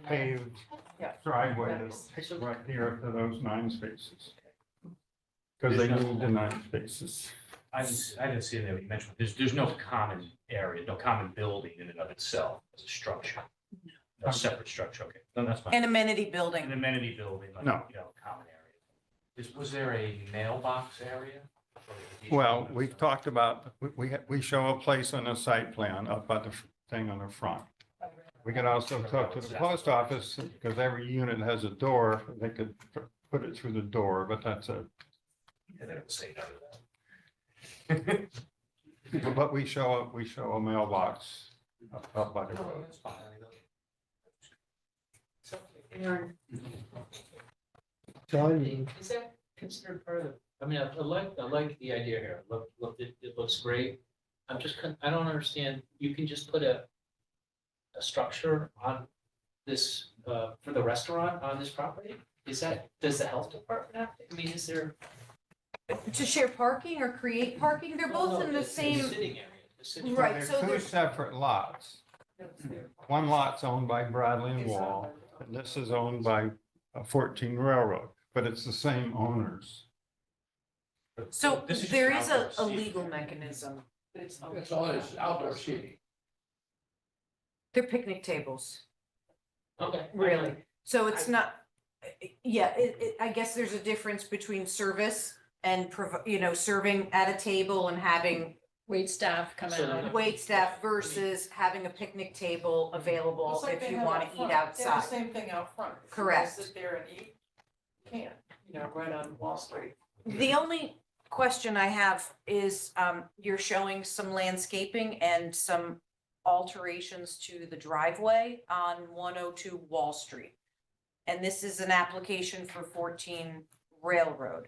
So any improvements that need to happen on Bradley and Wall property to facilitate that access to new parking would require its own site plan application. Well, it shows on our site plans. It's a different property. John. So that is one item. The second is there should be a legal mechanism, and we talked about this the first time around, and it was a condition of approval that the applicant provide the legal documentation of emergency access over Yeah. 102 Right. Wall Street. So in this case, there would have to be cross easements filed for both properties. And so that would be a recommendation that staff has as a condition as well. This will just be a little more detailed to allow for the parking and then the right to pass for emergency access. Right. And then there would be an easement for the parking because this would still stay a separate parcel. So that's something for Mike Iacursi to do. Correct. Yes. Yes. So one quick comment is that, by the way, I think your work is just outstanding. It looks to me that this looks really good and is certainly appropriate for where it is. My one kind of concern I'll mention is that I do not share our chair's enthusiasm for reduced housing in Madison. Madison Maybe our next talk. needs more housing, I think I and said lower reducing from density. 11 to 8 is not something I'm pleased with, but I'm certainly not going to object to what you're doing. It looks outstanding. Bob, it's not I'll see you next month. Oh, it's not, gee, I thought these would be, this isn't all affordable? Not yet. This is all market. Wrong again. Not yet. I'll see you next month with another application that'll satisfy you. Thank you, sir. Can't wait. Outstanding work coming up. Any other comments from commissioners, questions? Public? Okay. I guess just The public. one moment. The design engineer is here and shared the site plan for John to discuss, but if you had questions as far as how the civil plans have changed to accommodate the reduction, Mike Ott is here to answer those questions or present on the record for you. Why are you reducing the number of units? I'm sorry, Why are you reducing the number of units? That was my question. because we're doing a different unit type. It's much more generous. They're larger units and they have first floor living. The 10 units before, all the living was up in the second floor. You know, just felt that was not a good idea. We had 40-foot high buildings, where now they're 29 feet high. That was another meeting, as I recall, the height, All right. so back down again. It's good. So, Commissioner Duffy, should we open it up to the public? There's someone here, I think. Can I have the microphone or No? microphone? Microphone, or you want me to just? I'm I'm gonna say no, no, I'm not gonna say no. I'm Catherine DeBura and I live where John showed you. And I have lived there for a long time, 40 plus years, and we have owned that piece of property. But I understood, John, that the water company didn't allow the last building to be built. But I could be wrong, but anyway, I'm glad that it's shrinking. But I do have a question on the electric lines, what's happening with those? Yeah. And I also, You finished. I wanted to know why prior you approved putting the garbage enclosure away from our bedroom side, and now it's back to our bedroom side of the home, and I really I really don't want that to be there. I really almost feel it's retaliation because I spoke not in favor of this before. Now the septic is also closer to our property. That's On where that it's side? always been. I don't think so. Yes. Okay, I could be wrong, but it looks like it's closer to our property and we still have a The well. rule, it has to be 10 feet off the property line. Okay, but I would very much like that garbage to not be under our bedroom window, and I don't think that was already approved prior, and now it's back on our bedroom side. Yeah, I thought it was the same as it was, but. No, it isn't. Okay. And then, I guess you answered on the electric lines? You want to, and I Yes. guess that's all our comments. The electric line that goes through has to be relocated. The power company we've met with, they won't talk to us until we have an approved plan. Okay, we have an easement for the electric lines going through our property, Yeah, so. and that easement Of goes concern through to us. ours as well. They're now overhead. Will they be buried though in the new property? John, do you want Mike? So what was the Pull it question? up. Electric power line. I was curious if electric power line, the overhead line, you gotta interconnect them. Ours are all underground. Yeah, definitely. Okay.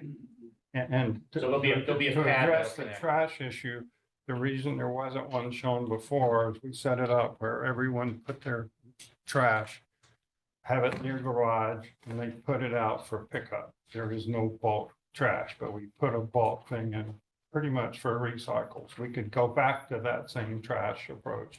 We do have a small trash container up at the front building.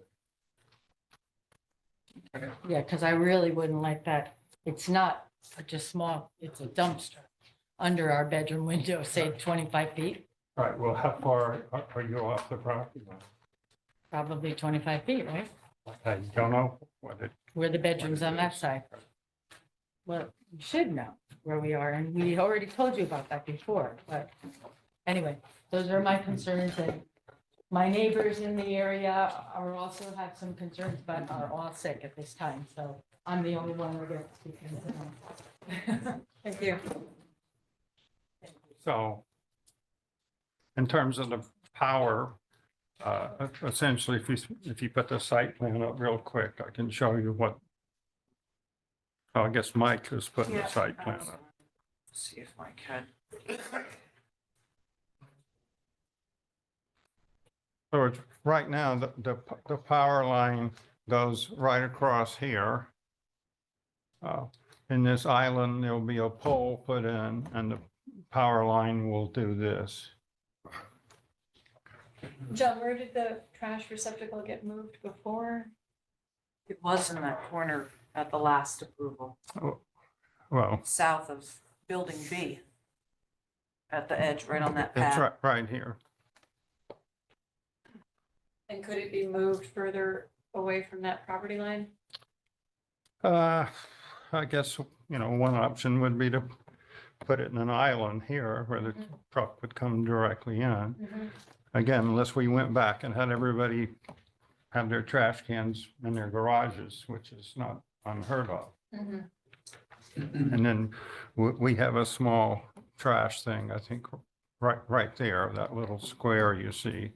That would be, for at least the one unit that doesn't have a garage, or it would serve those 3 units. But, that could be moved over there. And landscaped a little bit. Would there be a benefit of having some type of trash receptacle for the outdoor dining area for the restaurant Well, to help prevent? they have some right here. They could certainly put some cans out. near my house. Yeah, No, we hear your point, and I think No. it has gone back and forth. yeah, we really. I like the But individual you all trash. weren't can, here, the but rest it of us was do. approved Yeah. to not have it. Go with the individual trash. can. Individual trash cans.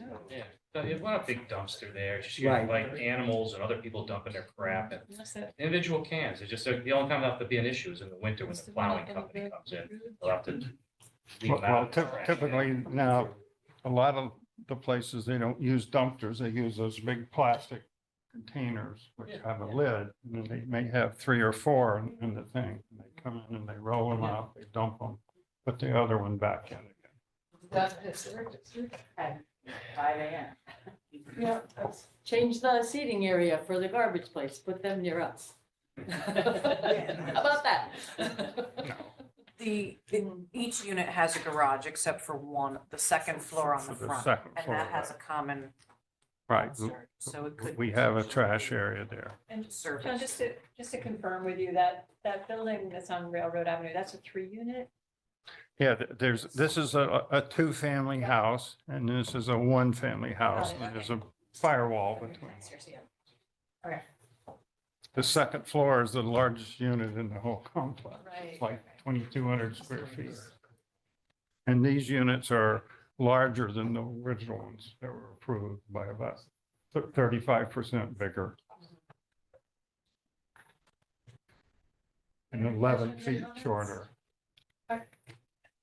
This is very naive, but I do not know the answer to this. Are these going to be for rent or for sale? Not sure. It could go either way. The owner may keep some to rent and sell some. That's not a condition of zoning. Just curious. Yeah.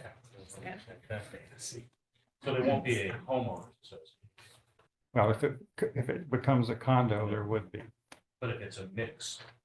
then- And you'd still have to have a condo unless you just had direct sales to people and they owned it together. And that's a You know, I legal. know, that's what I'm saying. So That's for a lawyer, not an architect. Yeah. No, I'm not questioning that. I'm just curious. I can see that. Erin, is there anyone online with their hand raised? No one has their hand raised. Okay, thanks. No other questions or comments? I have a motion, perhaps to close the public hearing, move to deliberation. I'll make that motion. John Martin, second. Bob. And any further discussion? All in favor? Great, okay, so we are now in deliberation. Thank you. Thoughts? Thoughts? Just adding something about relocating the trash bins. Yeah, I think. Right, the trash, they add a condition. Okay. Right. Thank you very much. We don't always accommodate so easily. Right, but Erin, do you want to try to edit, or we can go ahead and read into the record what we have as a resolution? Janet, would you like to do that as a motion? Sure.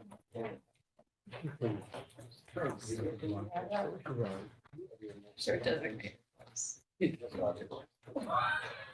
Thanks a lot. I can screen share it for you. The following resolution is on, 2350 50, 14 Railroad Avenue, map 49, lot 54. The following resolution is offered. The Madison Planning and Zoning Commission approves application 2350, 14 Railroad Avenue, map 49, lot 54. Zone D Downtown District, owner applicant 14 Railroad Avenue LLC.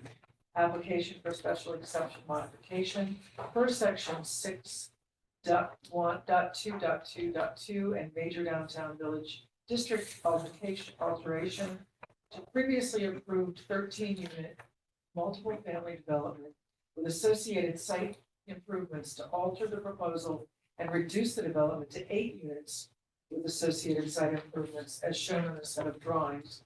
Railroad Village, 14 Railroad Avenue, Madison, Connecticut, prepared for 14 Railroad Avenue LLC by Summerhill Civil Engineers and Land Surveyors, PC, sheets CO.1 through C3.6, 14 sheets total dated 10/1/23. And architectural plans, Railroad Village 3, prepared by John A. Matthews, architecture and planning, sheets A-A1 through BC-A3, 5 sheets total, dated 10/1/23. Photometric plan, site lighting photometric calculation for Railroad Village zoning by Apex Lighting Solutions, landscape plan for Railroad Village by TEC Landscape Design, Inc., dated 10/19/23, with the following conditions. 1, that the zoning enforcement officer be notified at least 48 hours prior to commencement of any regulated activity. 2, 6 feet tall temporary fencing shall be installed along the perimeter of the property prior to any construction activities. 3, that all erosion and sedimentation controls be installed prior to any site disturbance and be maintained for the duration of construction activities and until the site is sufficiently stabilized to the satisfaction of the zoning enforcement officer. 4, the subsurface stormwater system shall be inspected by the design engineer during construction to verify consistency with the approved plans. 5, an as-built survey of the stormwater system components shall be submitted to the commission with written verification from a licensed engineer that the system was constructed in accordance with the approved design plans. This submittal shall be completed prior to the issuance of a final certificate of zoning compliance. 6, a condensed inspection and maintenance chart shall be prepared by the design engineer, identifying the inspection, management, and maintenance frequency required for each component of the stormwater treatment system. This chart shall be submitted to the zoning enforcement officer or review prior to the issuance of a final certificate of zoning compliance. 7, the applicant shall install a gate within the parking area that delineates the parking spaces for 96 and 101 Wall Street commercial uses from the residential development. Access beyond this gate from 102 Wall Street shall be for emergency vehicle use only. 8, the applicant shall submit documentation to the zoning enforcement officer verifying legal access across the property of 14 Railroad Avenue for parking and outdoor dining associated with 102 and 96 Wall Street prior to the issuance of a preliminary certificate of zoning compliance. 9, the applicant shall submit documentation to the zoning enforcement officer verifying legal emergency access across the property of 102 Wall Street prior to the issuance of a preliminary certificate of zoning compliance. Number 10, relocate trash bin Aaron, do you or want to, remove bin. Janet, we've added. Oh, I'm sorry. Yes, okay. I just said, the garbage enclosure shall be eliminated and individual unit pickup shall be utilized, but you can wordsmith however you'd like. This approval does not, Because for the sorry, two of them. Does that work rather than relocating? What's that? Shall be Well, there's eliminated. 2 garbage bins. There's ones we're eliminating. The and garbage then there's a enclosure on smaller the, one on the southeast. On the south. Yeah. That's the southeast corner. Yeah, thanks. We want to keep. should we redo that? Shall be relocated. I think if you just read what's up on the screen then, Jen. Number 10, Oh, the southeast garbage portion should be enclosure eliminated. Right. for That one would be eliminated. So it's southeast fine as portion is. of the site shall be eliminated, an individual unit pickup shall be utilized.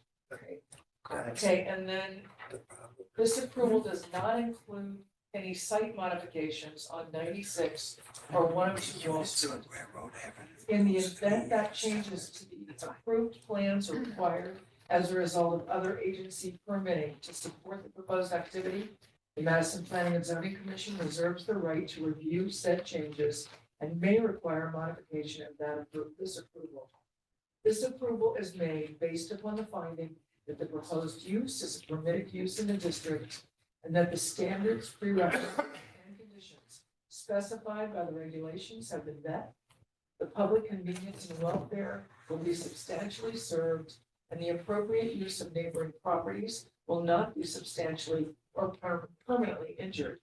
The proposed use is in accordance with the comprehensive plan and the downtown village district. The effective date of this approval is January 4th, 2024, and upon filing of the certificate of special exception, modification on the land records. Bennett, right? Second? Question, no, quick. Oh. Didn't we say something, not using a gate anymore, but Yeah. a collapsible bollard?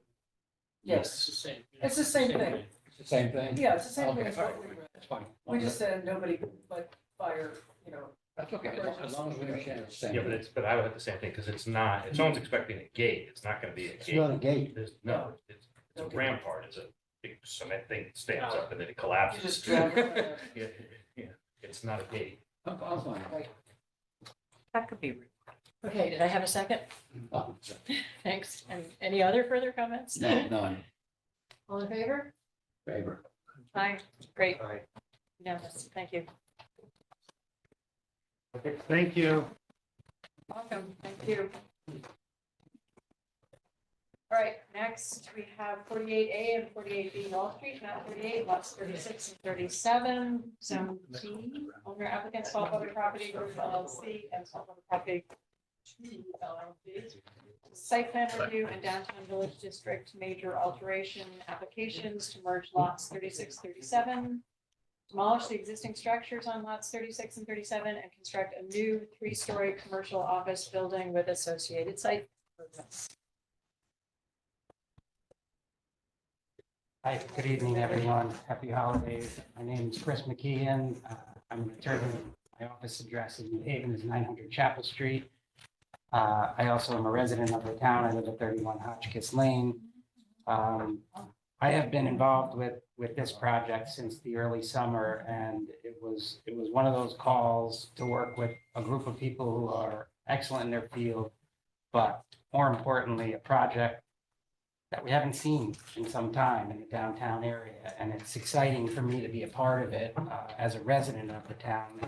I've been happy to work with the group of professionals that have been working on this longer than I have. And so I'd like to begin there with the introduction of our team. First and foremost is Bob Paolucci, who's here. He is the principal and owner of the property. He is also the CEO and founder of Principal Wealth Partners, which is an independent registered investment advisory firm that's currently located in town at 670 Boston Post Road. Bob lives in Madison with his wife Danielle and his daughter Juliana, not far from me. And he's very excited to talk to you as well. So I'm going to introduce him in a second to tell you more about the business that he plans to relocate this site. The project architects, Greg Nucci and Kelsey Janis at Point One Architects. The landscape architect was Rick Cunningham from Tech Landscape Design. The project civil engineer is Mike Ott, and we've heard from earlier tonight, who's here with us via Zoom. His company is Summerhill Engineering and Land Surveyors. And the general contractor is here as well, Paul Cody, Cody Construction.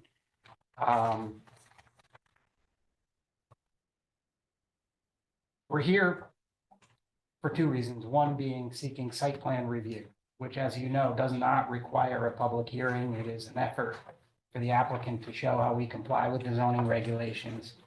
The second application is the downtown village district. Being a major alteration, it is a new construction building that requires a public hearing, and hence why we're here.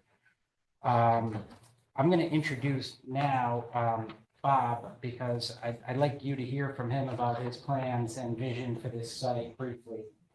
So why don't you take, Good evening. Thank you for having us. So yes, the need of this building is to house my business, Principal Wealth Partners. I employ 26 people in Madison, 7 of them Madison residents, 17 of them Shoreline residents at the Shoreline. We manage assets for about 1,000 families, which spans across 32 states, with the majority of our clients being in the state of Connecticut. We are fiduciaries. We're not commission-based investment advisors. We make decisions for decision makers. We try to be very thorough and prepared, and hopefully our presentation mimics that. I am a Madison resident at 7 Alexander Lane. I built my home during the pandemic. Wow. Hopefully it's done in 5 years. Kidding. My wife, who was a registered nurse, and my daughter Juliana, who's 10, who attends the country school, that makes up my small family. We have been in town for about 3 years. Prior to that, I lived in Killingworth for a decade. I worked in Madison for about 14 years. We like to think we've made major contributions, both personally and through our business, whether that be being major contributors to the library, the country school, the Westbrook Youth and Family, Guilford Youth and Family. Really, my intent is to support the community that in turn supports me. And this project hopefully is a good example of that. So it's important to our business because we are out of space. I have done 4 renovations, none of which you may know about because they were all done within the guidelines of what was available to us. And I think you'll see this, it's very similar. And for me, I'm a town resident. I employ town residents. I do business with town residents. It is in everyone's best interest to keep the village looking and feeling the way it currently is and should be in the future. So that's all I have for now. Thank you. Okay, so very briefly, before I allow Mike to walk us through the site plan, I wanted to cover a couple of basic things. I did submit my public hearing presentation as a summary in writing, knowing you had a long agenda tonight. So I'm going to try to hit them fast just for the record. First, with respect to the proposed use, which is business or professional office, that is a permitted use in the downtown district.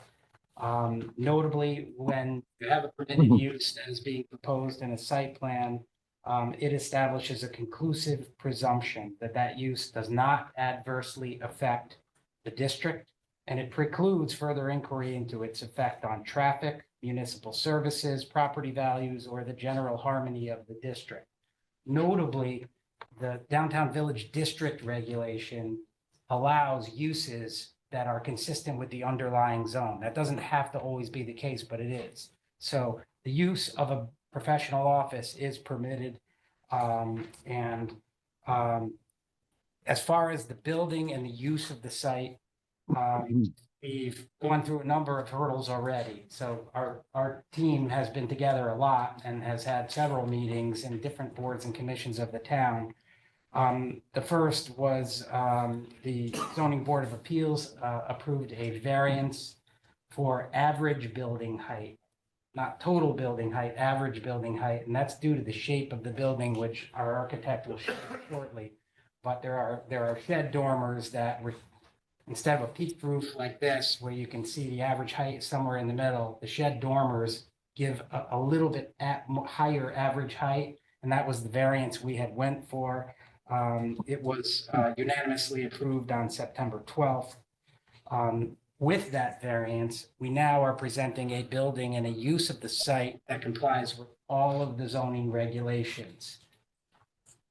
Specifically with respect to parking, the regulations allow you to approve a lower amount than the sort of draconian one space per 250 feet. I don't know if any of you have read what I submitted. I found a quick and easy article just with a simple Google search about what's happening with parking minimums. Nobody likes driving by these acres of asphalt with no cars in them. The parking requirements of yesterday the trend is to require less parking. And that was before COVID, where we now have people working in much different ways, working remotely. Regardless of the number of employees that Bob hopefully will have in that building, the times when all of them are there at the same time, just like many of you, if you work in an office, will see it's almost never full. My office, there's people there in and out, some days, some not. But the regulations, luckily, section 8.2 provide the commission with the ability to require less spaces. And in this case, I think it's important, as Greg will show you, there is a very attractive terrace off the back of this building that allows people to enjoy outdoor space, which in my opinion is much more useful than more asphalt parking spaces. So we are requesting 31 spaces on site where the strict or where the regulations require 36 unless you approve a lower amount. So the tool is there for you to do it. I would submit there are ample reasons to do so. I also, and I'll let Mike talk about the information from the Institute of Transportation Engineers, which has parking data that we were able to obtain through a colleague that is a traffic engineer. And our requirement of 4 per 1,000 feet is more than almost anybody recommends. We are demolishing 2 structures, and in the site plan review regulations, there has to be an inquiry by you as the commission to make sure that you're not demolishing a building or buildings with appreciable or significant architectural quality. I don't know if you're familiar with the site, but the 2 homes are very deep in the site. The first one is a single family residence, but it's uninhabitable from what I understand. And then the second one is really obscured from view, but neither have any architectural or historic character. And I don't think they add anything to the downtown district. The other hurdle we went through this process is we met with ACA in July, I believe. It was in July as an informal basis because this is a significant project and an important one, and we wanted to do it right. We met with them informally, gathered their information, and then went to back to them in November to get an approval from them, which they did give a favorable recommendation.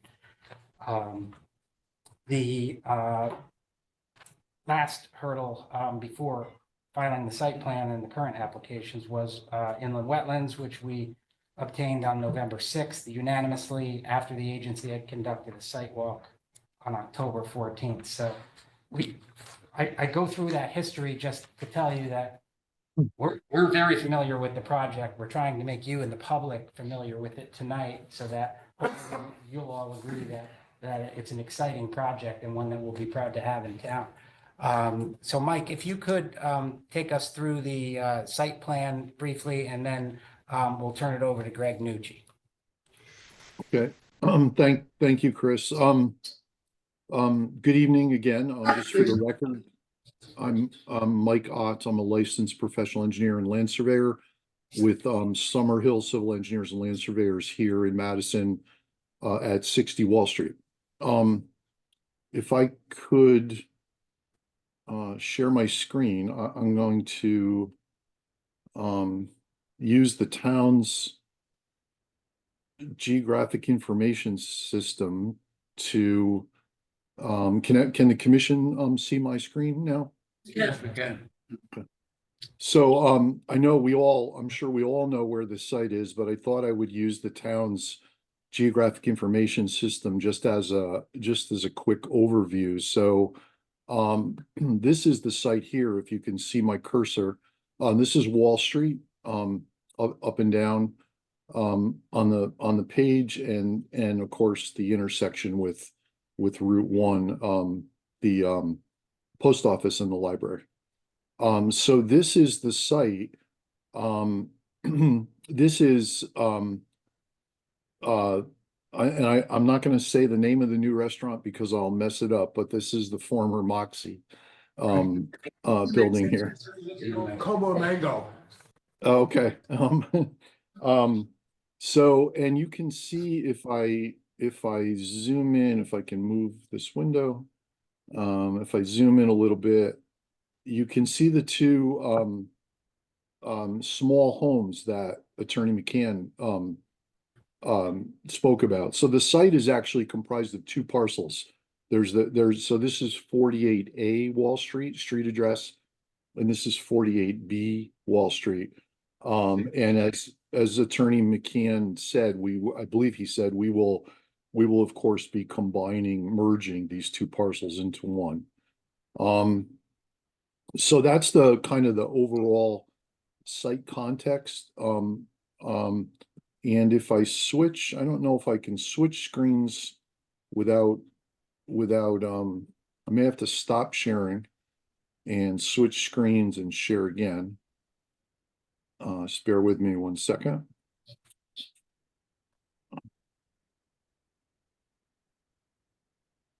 Okay, so here is a Google Street View.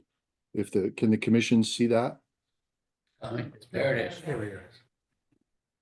Say that again, I'm sorry. Yes. You can, okay, great. So I thought, and again, I'm sure you all know, I've seen this, driven by it many times, but I thought this was a good view this gives a good view of the site. There's the very large oak tree in front of the site that John Cunningham will talk about later. This is the first small house that we saw. You can kind of see the one in the rear. If I move down the street a little bit, we might be able to get a little bit different, a different view of the site. I'm not sure how well this will work, but yeah, the sunlight's kind of bright, but you can kind of see the buildings in the rear here. So this is again this is when it was Moxie. You can see the Moxie sign on the front of the building, but those two views, the overhead view and the street view,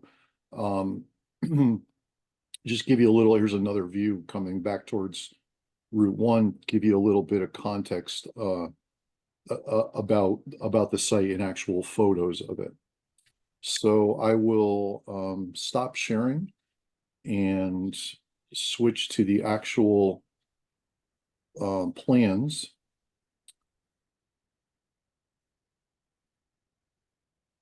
Okay, so this is the civil plan set for the site, and it includes the survey and the site plan that outlines the redevelopment of the site. And I'm just going to go right to the site plan and zoom in a little bit if I can. So Wall Street is on the left of the site. The new restaurant is here at the top of the sheet, north of the site. This is 40 Wall Street to the south. Davis Realty adjoins here to the south and to the east, and this parcel is actually the Clipper Ship Row apartment complex that's accessed from Route 1, if you're all familiar with that. There's an inland wetland on that parcel, and the 100-foot upland review area from the inland wetland extends onto our site. That's what this dashed dark line is. We submitted an application to the town's inland wetlands watercourses agency, and we received approval. I believe it was November 6th for a regulated activity permit. So just very quickly, the planned redevelopment would include the demolition. I'll zoom in a little bit. You can see this is the front house that I'm tracing with my cursor. So it would include the demolition of that house. And this may be a little bit hard to see, but the second house is here, and the work will include the demolition of that house also. Just bear with me 1 second and see if I can move this a little bit. And then after that demolition, there are also there's an overhead utility pole line on the site that has to be removed. There are several small trees along the northerly property boundary that have to be removed. There's one large tree along the southerly property boundary here that will have to be removed also. The site is, and I probably should have pointed this out in that Google Street View, but the site is lower than Wall Street. There's a low point in the site. It's approximately 6 feet lower than Wall Street. Surface water runoff on the westerly 2/3 of the site ponds in a low area on the site, approximately here in this location. Actually about here, just in front of the first house. And the easterly third of the ground comes back up again, and the easterly third of the site drains to the east toward the wetland. So it's kind of a unique site, being 6 feet or so lower than Wall Street. And it's really, I believe it's the lowest site on the street. And it takes, it takes surface water runoff that at times will pond on the site and then infiltrate into the soil, the underlying natural soils. So the proposal includes a new bituminous concrete driveway on the north side. It is 18 feet wide. You can see the office building that Greg Nucci will describe in much more detail later. The building is about 100 feet in length and 34 feet in width. Behind the building, this is the terrace that Attorney McCann mentioned. This is a ramp entryway that will bring people up from the parking area up to the second floor of or actually the street level floor of the building. This large rectangle, if you can see my cursor, is the parking area. It contains 31 parking spaces. The septic system is here below the parking, and a pretty extensive subsurface stormwater infiltration system is here at the rear of the site below the parking. This system is very similar to the one on the Railroad Avenue project that you just approved. It's just a little bit, the chambers that are used below the parking lot are a little bit smaller. So all the utilities will be underground. As I said earlier, the pole line that's on the site, the overhead pole line, utility pole line, will be removed. All the new utilities that will serve the new building will be underground. There is site lighting, that parking area lighting here, and same thing on the opposite side that Greg Nucci and John Cunningham will talk about more later. John Cunningham, of course, will talk about the landscaping, and trying to make sure I cover all the site improvements. I think the only other thing is there's a short retaining wall, this kind of cross-hatched line that are tracing along the property line. There's a short retaining wall that's about 3 feet in height that we have to construct along the property line, very similar to the retaining wall that is there today along the former Moxie restaurant property line. Ours is much lower. Theirs is quite a bit higher. So ours will only be about 3 feet in height. I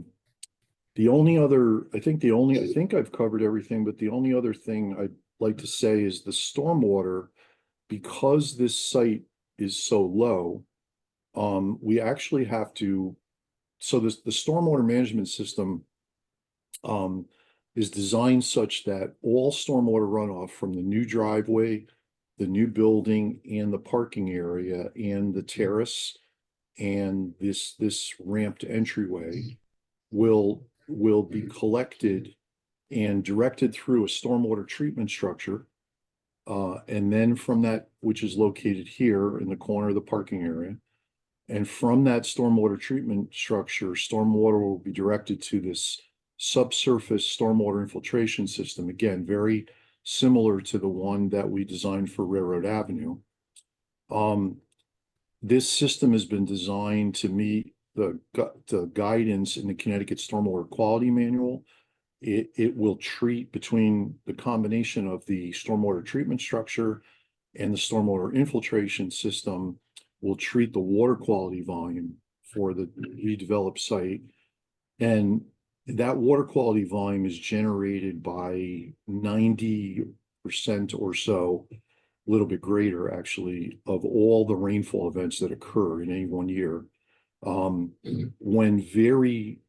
When less frequent, very large rainfall depths, rainfall events happen, like the one we just had the other day, excess storm water beyond the water quality volume because we're down in this hole 6 feet below Wall Street, the stormwater will be pumped back up to a manhole at the northwest corner of the site, and then it will cross the site by gravity and then enter the town's municipal storm system within Wall Street by gravity. So that's a bit unusual. I don't know if there's a pump stormwater system in Madison. I don't think so. I know there's one in Clinton I'm aware of, and one in Branford. But the fact that this site is lower than the street drives the need to bring stormwater back up to Wall Street. Any questions from the commission at this point? I have a couple of questions. Mike, it's Carol Snow. What do you do during power outages when there's a heavy storm event, heavy rainwater storm event, and you're pumping syrup? Good question, Carol. I forgot to mention, you can see this call out for a concrete generator. So there'll be emergency power generation. So there's a generator proposed to be here on a concrete slab. And John, that'll be enclosed, and John Cunningham will describe the enclosure. And also I forgot to mention our waste and recycling receptacles will be located here, and that area will be within an enclosure also. Okay, thanks. And my other question was about septic and where you are with Department of Health approval. So same as Railroad Avenue, we submitted to the health department when we submitted to the land use, this application to the land use department, and we're working with them. They are reviewing both applications, the Railroad Avenue application and this one. But we don't have final approval for either yet. The Railroad Avenue system, as you probably remember, was approved in the previous application. Thank you. You're welcome. Just out of curiosity, right now, the intent is this is going to be 100% owner occupied. You're not going to have any lessees in there, tenants? That's correct. Do you have, one other thought. Do you have clients that come visit you or no? We do. So you have possibility though, 27 to 30 employees and growing, when you have so you at least get together sometimes out of the year, and then you have clients that may come in at the same time. So, but you said, Chris, the parking should be able to accommodate that, because if not, it's going to be overflowing to the street, right? Yeah. I have 5 employees that work out of state, one that works out in Westport. That's fine. I'm just curious, because that's well, thank you.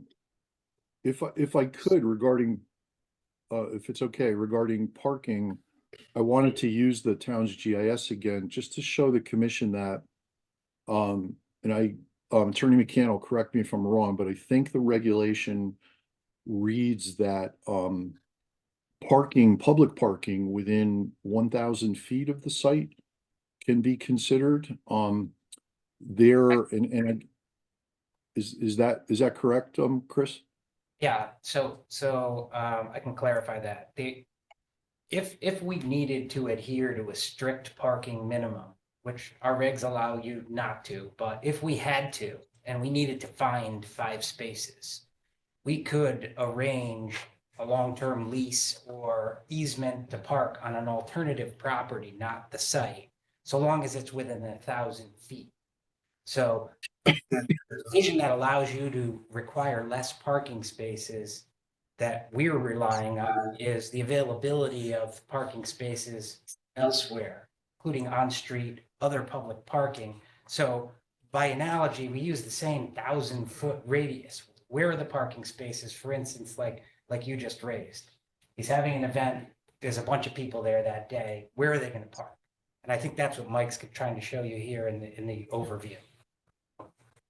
So, I know you're all familiar with this, but this is the municipal lot, that the town leases and provides, public parking, and there are, some 75-ish or so parking spaces, in this lot. If I remember right, the town has leased this since the eighties, the early eighties, I believe.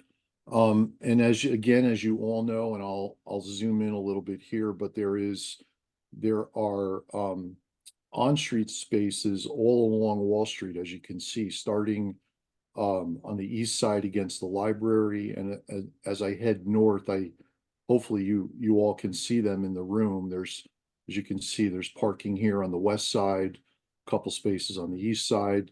I counted them. I believe there are 47 delineated on-street parking spaces for the full length of Wall Street, actually up to the intersection with Bradley Road. North of Bradley Road, there is no on-street parking. So between Route 1 and the Bradley Road intersection, there are 47 on-street parking spaces. So all of those spaces and all of the spaces in the municipal lot, behind the movie theater and the post office are within 1,000 feet of our site. I had a question about the location of any residential housing next to the trash bin area, and it looks from the picture there, I think. It does look like it's. That would be you just moved it. Yeah, that area right here, this is wet. So there's unlikely to be anything there. The apartments, Jerry Davis's apartments are back on that site. These are the Clipper Ship. This is the closest Clipper Ship Row building. And you can actually, in this photo, this was 2016, but that's their trash receptacle right there. So, and this is of course our site here. Quick question about parking. Will any be electric charging stations? I don't know if that's been considered, It's but not a requirement. I know there's some in the lot behind the post office. Right. I think larger projects in other municipalities are actually requiring some. Just curious, maybe it can be added later. 2 of my employees are fixing it. You may not have the power. The power, yeah. Street coming in. Just one more word on the parking, because I don't want to beat a dead horse, but the article that I submitted from the Area Planning Association and this whole trend toward less parking, especially in downtown village districts like this, the idea is in part, you don't want that much parking on site. You want people to park elsewhere and walk through a neighborhood. And I think I read at least 2 or 3 times in the downtown village district regs and in the plan of conservation and development that we want Wall Street to be walkable. So there's lots of factors as to why. Exactly. Thanks.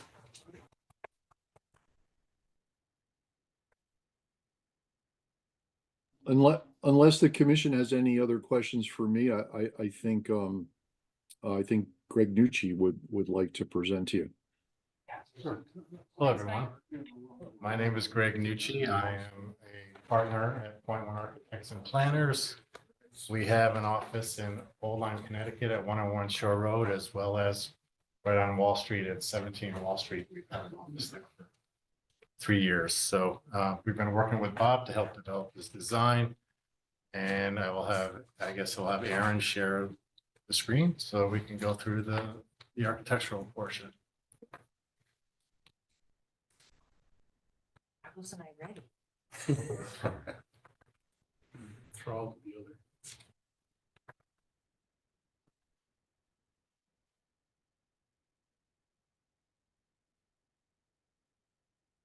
Just gonna do your public hearing, your packet. Sure. That you sent. We'll just switch pages as we need to.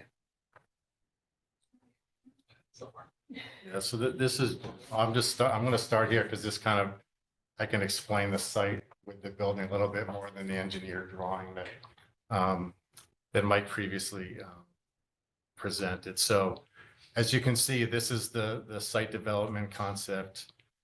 With the building, we have that large oak tree out front, which we're trying to preserve as best we can. We're going to limit up a little bit, and we'll work with the arborist to figure that out. But that's the intent, is to maintain the street trees along Wall Street. They're an important fabric to the whole streetscape there. So we have a main entrance from Wall Street with a little walkway onto a porch area. That's the Wall Street entrance. And then if you go down the entrance drive to the back, we have 2 handicap spaces. We need to have handicap access to the building, and Mike had explained that we're about 4 or 5 feet down there. So that's the reason for the kind of angled ramp up to the accessible entrance on the back side there. Again, I'll let John go through he's going to follow me, but he's going to go through all the landscape elements. But I just wanted to kind of show you the 2 main entrances to the building. We've got a trash enclosure, generator enclosure, and I guess, Aaron, we could go to the next page if you don't mind.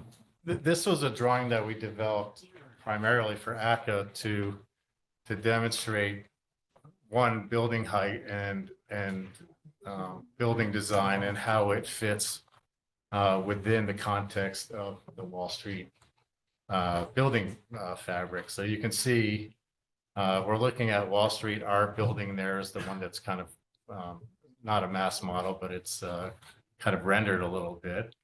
But it shows, you know, all the other buildings on the street, which we actually we shot building elevations of the eave heights and the ridge heights of those buildings, because we needed to know that so that we make sure our building height fit in context with the other building heights on the street. So the lower drawing down there is the streetscape, and you can see all the profiles of all the buildings and with photographs kind of attached to them. So you can see some of the buildings along Wall Street were taller than ours. So, you know, and then there you can see there's a gap. There's a gap in the streetscape, and the gap in the rhythm of buildings along Wall Street. So putting a building in that location helps solidify the building rhythm as you go down Wall Street. So you can go to the next slide. So Mike had showed you a streetscape when he was doing his Google Maps. This is the same streetscape view. This is showing our proposed building. It's a two-story building with a gable-ended roof. The 3rd story is under dormer. We've got a front porch area. The facade here has like a historic storefront feel to it, as if it was or could have been a shop at some point at the turn of the century. For our purposes, that's one of the conference rooms that Bob needs in his building program. Maybe go to the next slide if you know. These are kind of just snapshots of different views of the building. You can see this is the Wall Street side with the storefront and the porch entrance